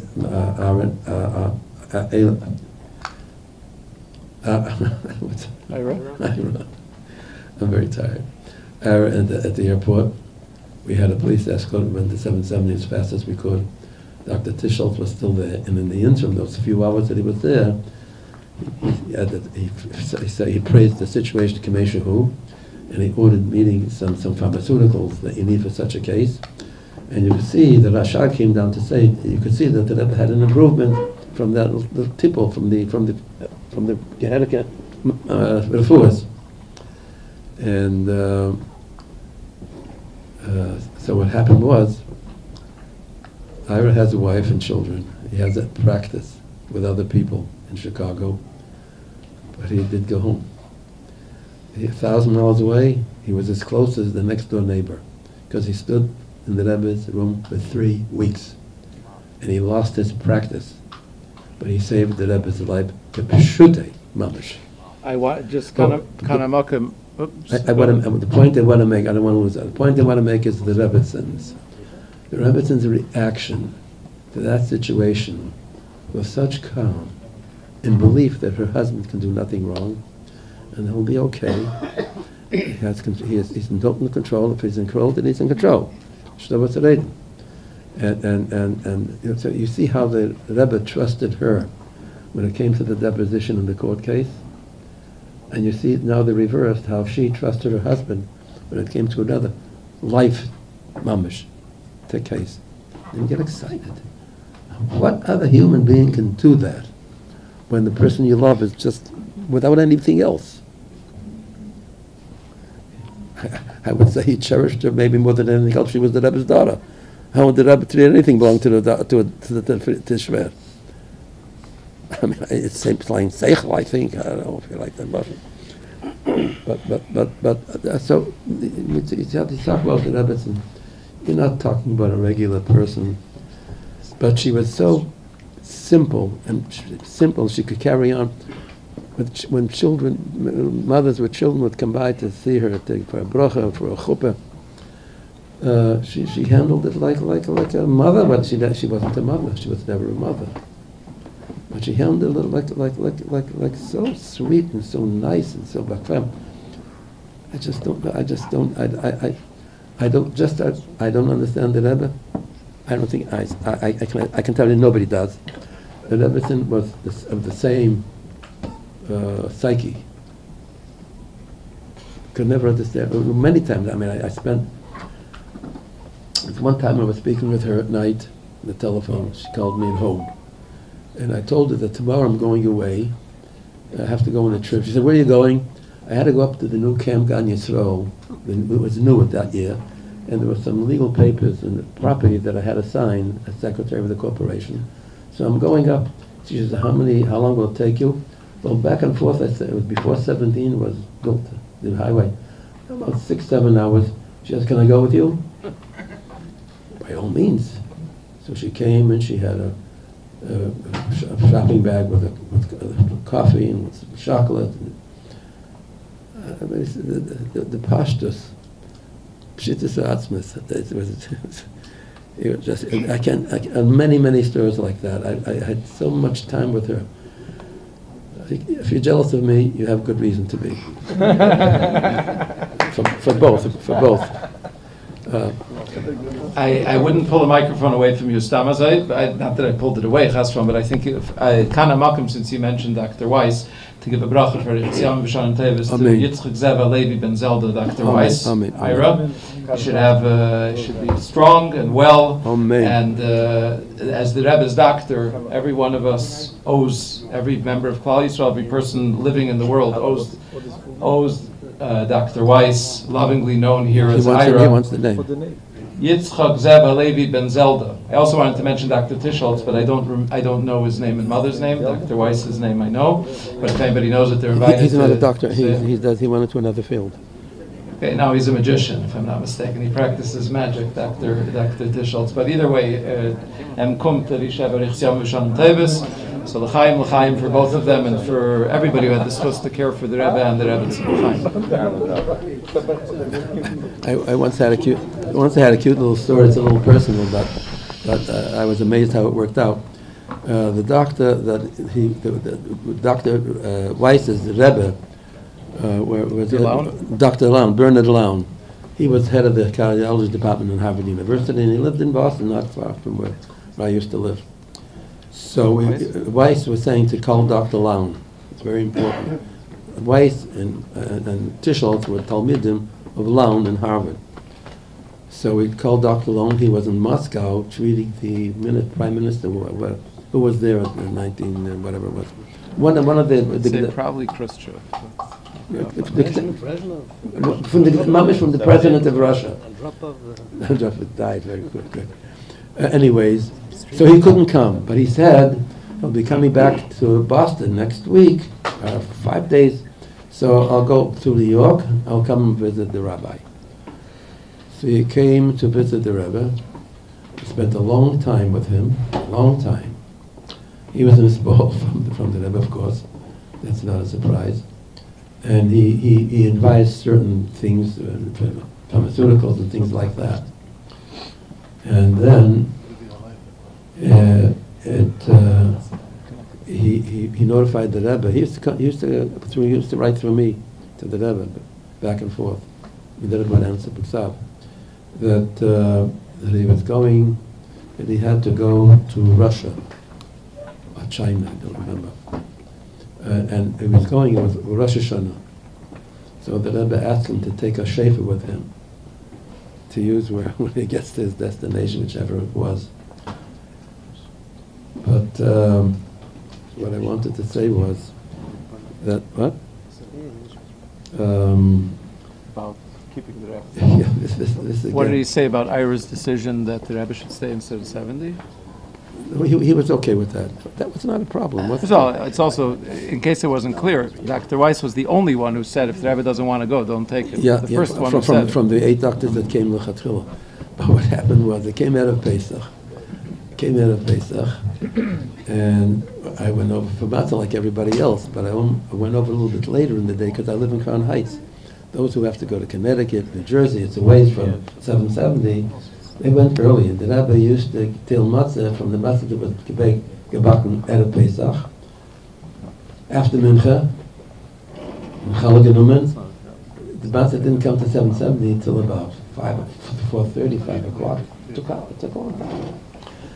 So people went. It wasn't a big deal because not that many people could come and get back to Pesach before the Seder. So I don't know why. I went over to, when I asked the Rebbe for my matzah, I asked for Dr. Lown. And the Rebbe said, it's getting Yontif. What should I say? It was about 5:30 in the afternoon. It's Boston. He's in Boston. I didn't say yes. I couldn't say yes. So I'll never tell I won't tell her a lie. So at that time, there used to be excursions, flights back and forth every half hour from LaGuardia. That was like a marine terminal. And so I figure at that time they used to go on time, every half hour on the half hour. So I went out, I found a bocher in front of 770. I gave him some money. I gave him Dr. Lown's matzah. I said, go to the airport to LaGuardia, get to the next plane leaving for Boston, give anybody you see this little package, the envelope, and I'll thank you for it. I gave a few dollars, lady. So I arranged with my brother. Actually, he had an upshot in his nickel today, in the morning. And so he was at the airport to meet the lady, and he got took the matzah. He lives not far from Dr. Lown. He got to Dr. Lown with Yontif. The Rebbe just bewundert. The Rebbe knew he's cognizant of what's going on in the clock. So I just thought I would tell you that story too.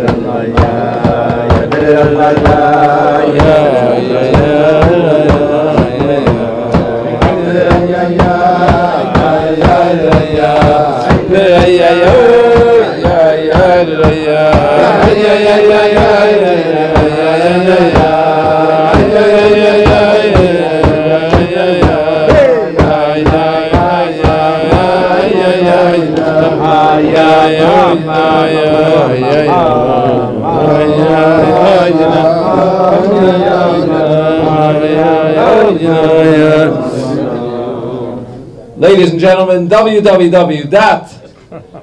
This is what we do at Chassidische Farbrengens nowadays. www.charity.com/library. The Rebbe's library. If you happen to be here and you're still old-fashioned enough that you have a checkbook, we have with us a representative of the library. Make your checks payable, please, to Library of Agudas Chassidic Chabad, or go online and donate. Mistama, they also accept cash, though I don't know for a fact.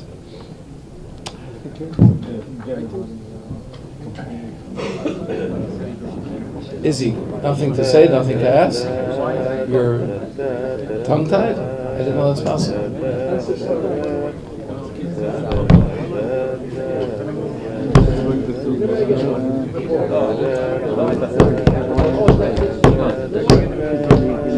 How about when you took the rabbits to New Haven? Can you share with us something?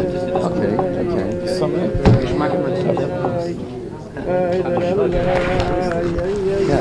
Very nice.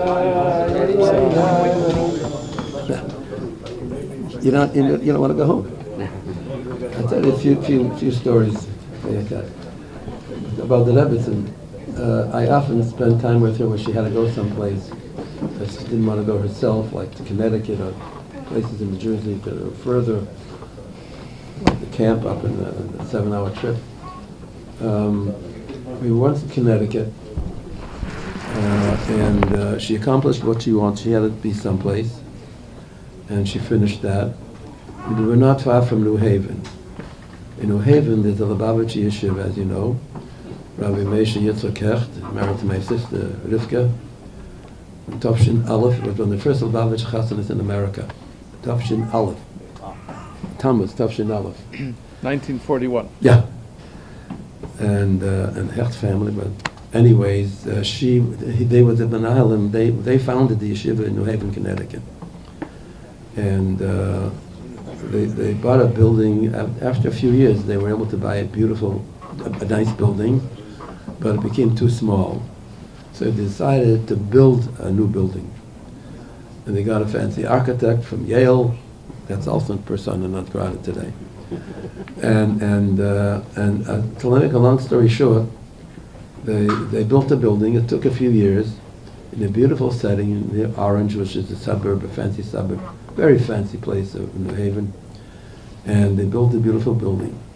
And they were near completion, I knew, because I would go, when they would go to Boston, I would stop on the way, in my sister's house.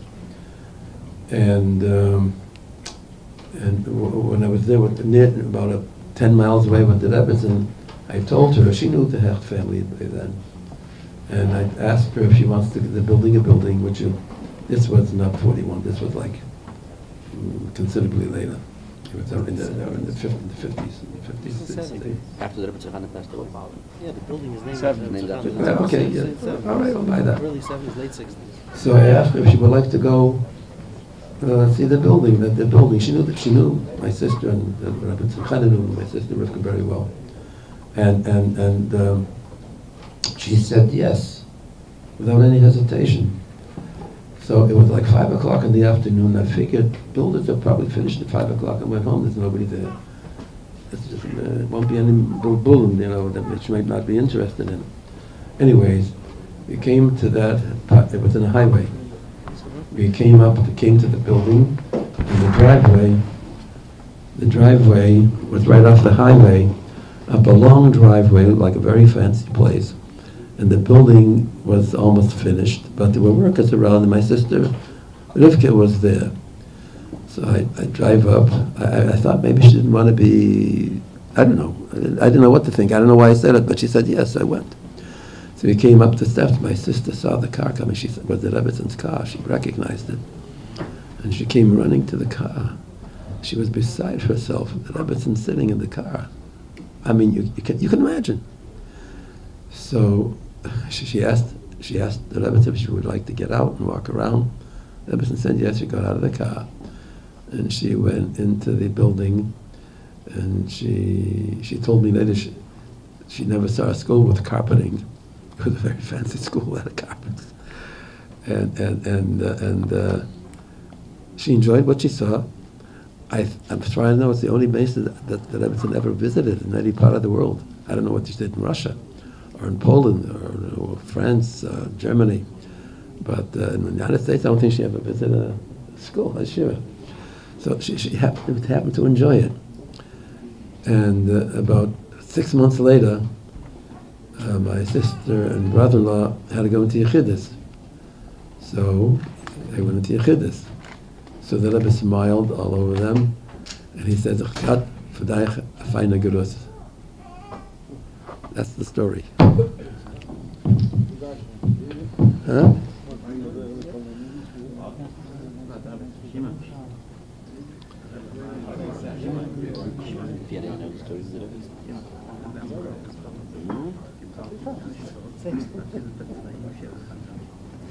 What did you say about Chadisha?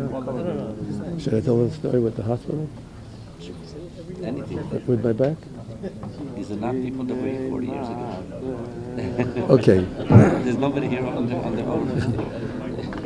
Another interesting, fabulous story. It's actually about the Rebbe and the Rebbetzin. Am I boring you? What's? Would the Rebbetzin like speak to you in the car? No. Not only that, but she sat in the front with me. If I put the arm down, she picked it up. No, the. What were the car rides like? Fantastic. I mean, you think if you ran with the Rebbe in the car like 2,000 times, spend how many thousands of hours? The Rebbe didn't talk to me. People asked, "Did the Rebbe talk to you in the car?" What's the matter with you?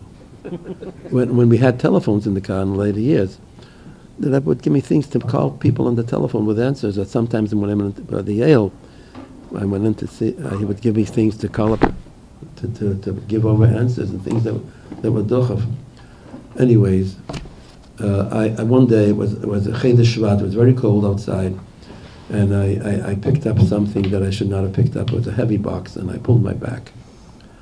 And I really pulled it, and I don't know how I got home. It was on Kingston Avenue, actually, not too far from home, but I don't know how I got home. And it was cold, freezing cold outside. So I got home, and I couldn't go to the office. This was ungefähr Tovshin, I was already in Maskiris about 10, 12 years, from Yud Zayin. About 11, 12 years. And it was the first day I didn't show up in Maskiras. And I didn't say anything. I didn't tell Cholok or anything. I just didn't go into the office. There was no go.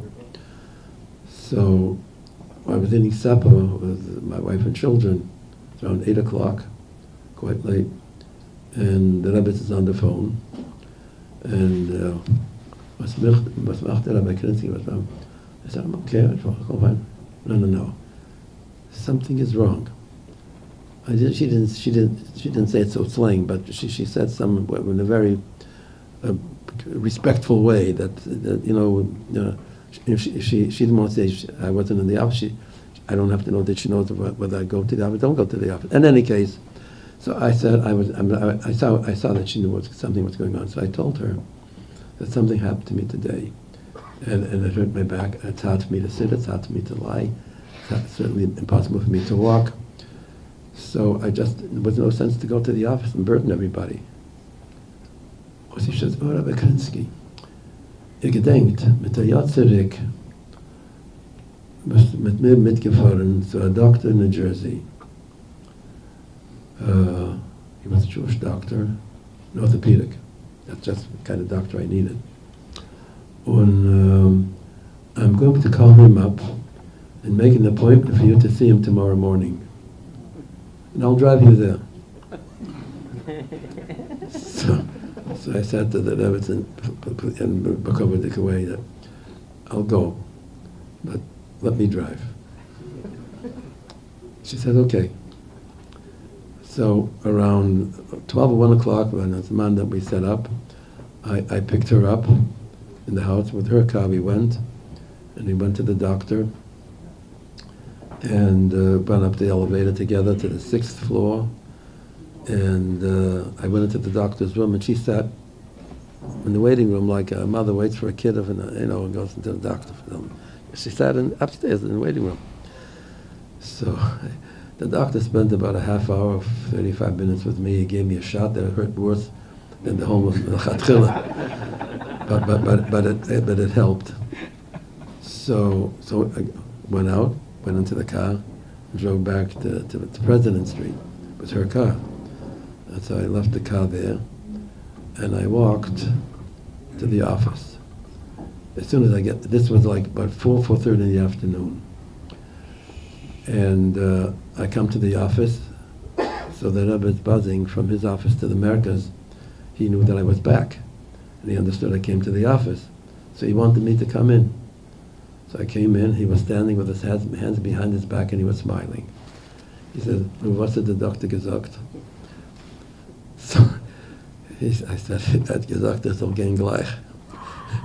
He said, "Ich sag schon lange, man darf gehen gleich."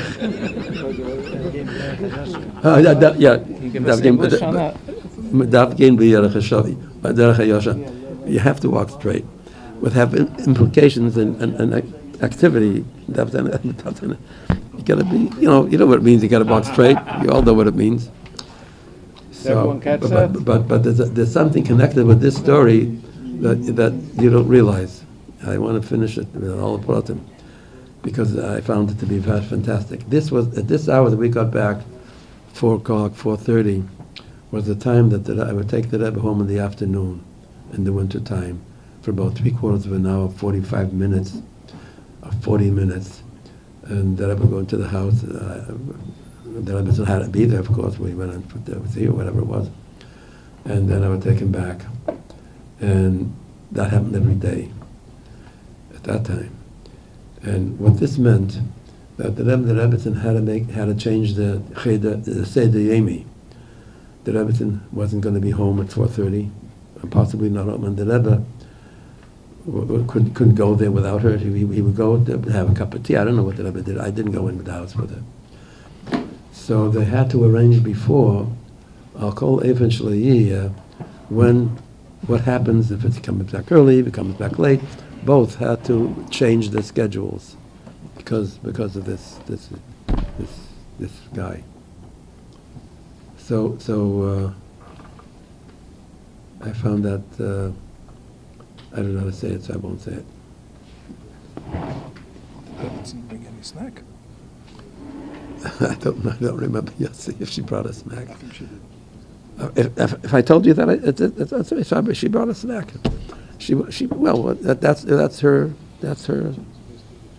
That's a woman, a gentle, fine, kind lady.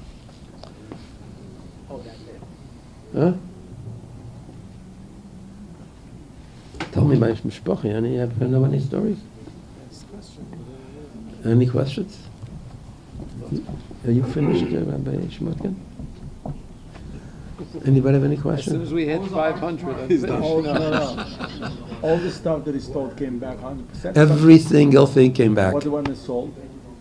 It came back. Don't ask me anything. Every single thing, even the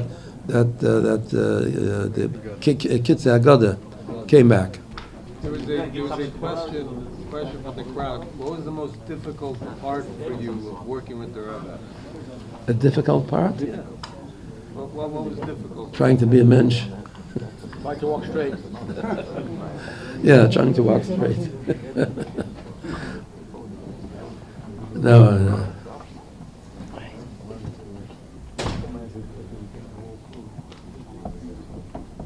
You can't imagine. Was there a difference in your composure and your feelings when you were in the car with the Rebbe, or when you were in the car with the Rebbe? Was there a difference? What can I do differently? I respected both. Also, the Rebbe, you probably feel more awe. You don't feel awe. No, you don't feel awe. There's a feeling I can't describe. It's not awe. Awe is a Buddhist. Isn't it? Awe implied Buddhist. Huh? Buddhist. It was very pleasant. Very pleasant. There was once a time when the Rebbe called me up. It was in an early Chafan. The Rebbe used to walk home in the afternoon and at night, again, with Rabbi Chodakov. No car riding. He would walk in the morning. He'd walk into 770, walk into the Americas to the mailbox, pick up his mail, walk into his Rebbe's cheder. So, I'm so tired, I'm forgetting but I want to tell you this. Give me a minute. Yeah.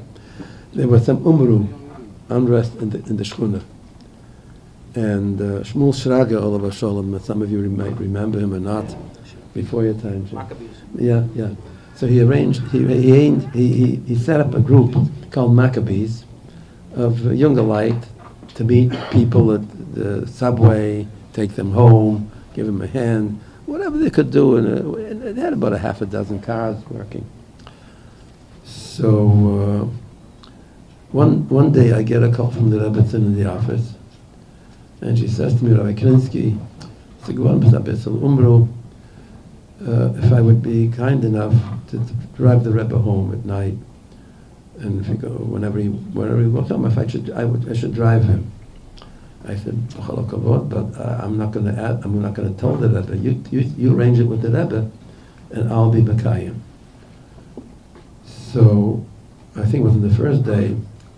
I was taking Rabbi Chodakov was with the Rebbe sitting in the back of the car, and I'm driving, and mittamo get the Rebbe Yehuda Maccabi. That's the story.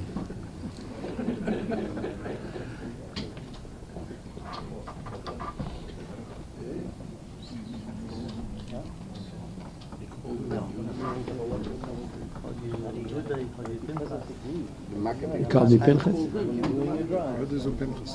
Huh? Oh. That's a story. I'm embarrassed.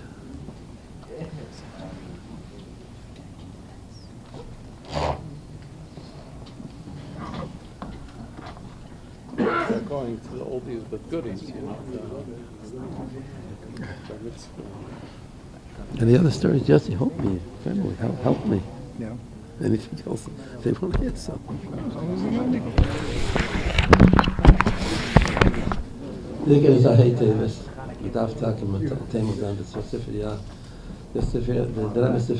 I can't tell you how tired it was by him. I want you to know something that I don't think all of you know. It's just push, it's just the hearts that talking about libraries. There's a library now in Moscow that belongs to the Rebbe, belongs in 770, and it's a very long. This is a long story. You can speak for hours about this. When we were dealing with books, a few stories. When we were dealing with books, the Sifriyah, we came across a couple of collections of Svarim that belonged to the Rebbe. One was in Poland. What happened was, one day I'm in the office, and a younger man comes in to me, Simcha Zirkin from Toronto, from Montreal, comes into me in the art library, And he gives me a little box with microfilm. Microfilm is ksav, but it's fine. You need a reader to read it. We had just bought a microfilm reader, and he wanted to know that the guy who's running the Jewish Institute in Poland gave it to him. So he wouldn't tell me where he got it, but I ran it through the microfilm reader. It was from the Rabbeim, Ksav from the Rabbeim, a whole roll of it. I said, "Where'd you get it?" So he was at first reluctant. He didn't want to tell me, and he came with more. And then he came in, soon thereafter, he says, "Yudel, I got this in the library in Montreal. What happened was there was an exchange in universities with certain classical materials, and they swapped. They exchanged things, and this fell into his hand from somebody I didn't know who he got it from. So of course, the first thing I did was to tell the Rebbe, and then there was a shala afterwards. The original is in Poland, in the library, in Institute, the Jewish Institute, which is not necessarily under lock and key. We have to go. We have to get it. It's ours. And the one who operated this, I remember his name, the institute, wasn't ready to give it away. So there was a ganze shaila what to do.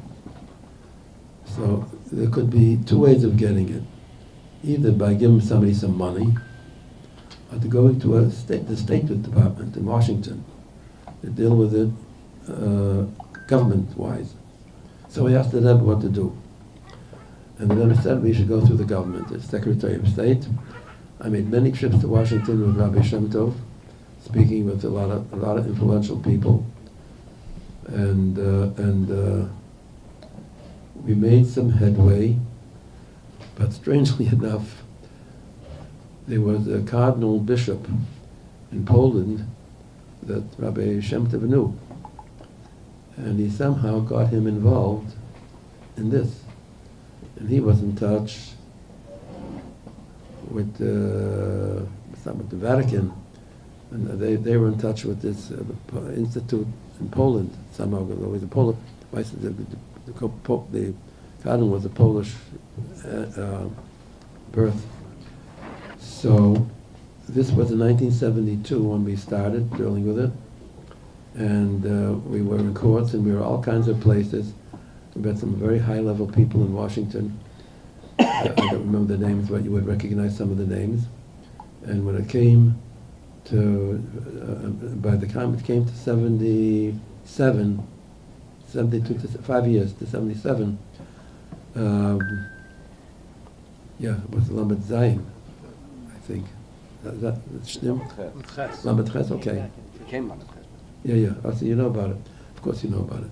So what happened was, they agreed to give it to us, and in order to pack it up and to know what to take, the Rebbe sent Rabbi Shem Tov and Rabbi Chitrik from the Tanyas to pack up they packed up 5 big wooden crates and shipped it to New York.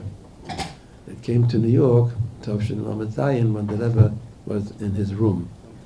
Lamed Ches, yeah. May have been 77, and in any case, it came to 770 for sure. 5 big crates.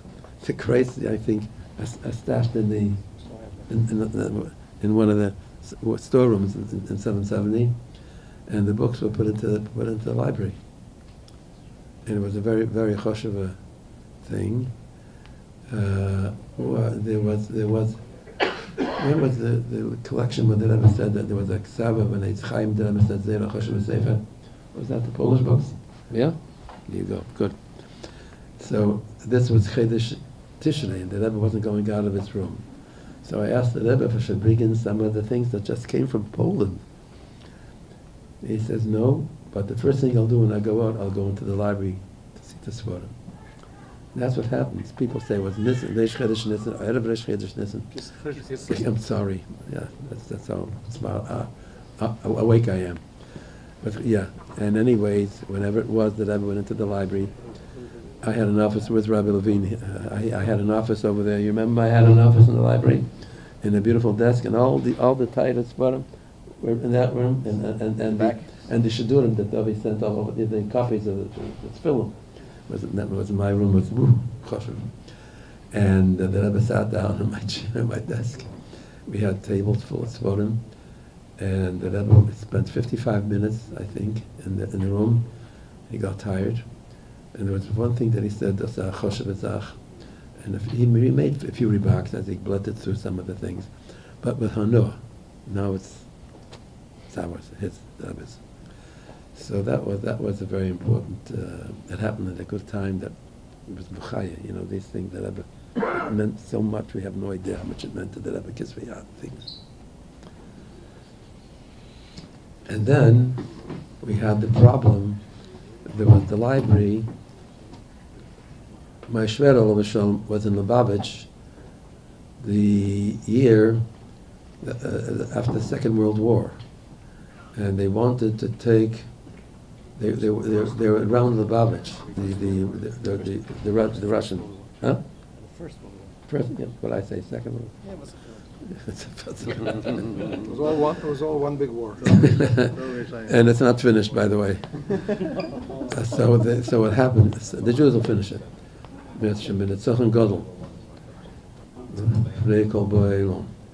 So, anyways, bring me back. You're Shver. He came to Lubavitch after the Rashab had left for Rostov, but he was there when they came with wagons to take the Svarim from Lubavitch to a slada, they call it a warehouse, in Russia, which they did. They got receipts for it, and it was years and years and years went by. Nobody thought about it. Nobody said anything about it. There was no tamula. It was like, I don't know, there was nothing happening with it. And we didn't know exactly where it was because it wasn't in the slada that they brought it to. It was someplace, they transported it to someplace else. I had frankly discussions with the Rebbe. The Rebbe didn't know where it was either. We lost track of this for over 2 decades. He told me a few things where it's a place where it might be, that we checked and it wasn't. So in Russia, they had a biannual, once every 2 years, Yossi, a book exhibit. All kinds of books. You could bring whatever you wanted. And still, you can describe. Yossi was there with my wife, with his wife, with my daughter. And before he went, the library, they gave them things in hand, which had in the flyleaf, sometimes you get a matonis, a name or something. Some Svarim have names in them. So they had about 6 Svarim, right, Yossi? They picked that had some simonim uvakim? 10. Okay, fine. So they went shopping around. Where could they find this in the library? Because you go into the library, you ask for a sefer, they bring it to you. You can't go into the shelf, they bring it to you. So you can ask whatever you want. So they went into the library. Which library, Yossi? Leningrad. Lenin Library. So for Lenin Library, and he brought out a bunch of books. Here we are. That's where it is. So we wanted to get the books very much. There are books, and there were a bunch of younger light went there. With Shlomo Kudin was there. Rabbi Levine was there. Mrs. Mendel went for a while. A couple of other younger lights they're missing. Who am I missing? Arona from Eretz. And they spent months there. And they went to the Russian courts. And the Minister of Culture, I forget his name, he would it's his Balbatishkeit, he wouldn't give a. They had court cases that we actually won in Russia. But whoever was the Melech Yamalta, the kids, what the court says. And they're still there. A few things came back. I think a Tanya came back to the Vice President of the United States. What was his name from Tennessee? Mondale, yeah. and they want it back now. They want the tiny back. Yeah, I think they want. Am I correct, Yossi? They wanted some things back. They also gave them 6 or 7 swans. They want them back. Of course, they're not going to get it. They're not going to get it. But what happened? It's not going back. But what happened was, we found the swarim, and after that, about 6 months after something with the Russian books, a young man from Borough Park comes in to me. He shows me a bunch of not emails, what do they call them? The copies of Kisra Yad. And Hakir, do you know who this is? These are. It was from the Rabbi. So where did you get it? There's another library in Moscow, a military library, where they have military goods packed up. And in there's about 50,000 pages of Kisra Yad. And they will let you make copies of it if you buy them a copy machine. Because the one they had broke. So we bought him a machine, and he took it there, and we have a lot of copies. No? Huh? We have to have copies, and not of everything, but you can't touch it. So we had court cases years long, and they're still going on. There was a notice in the paper. I remember it was in a California paper front page that there was a lady who lived in Russia. Her house was cleared out by the Germans. Her parents were wealthy. They had a lot of artwork on the walls, and they can't get it back. So Congress had just then, it took 20 years, a long time ago, passed that if any American citizen can prove that in the other countries there is material, artwork of various kinds that belong to them, they can be tried in a U.S. court in the United States. Well, that opened. I called Beryl right away. I said, this is front page news. It means that America can make a case in America to make the claim. All right. So Bekitzer, there were many claims made first in the Washington courts, and we had expensive lawyers. And is that water or mashka? It's water. I probably need it. 1 second, guys. I had wine before.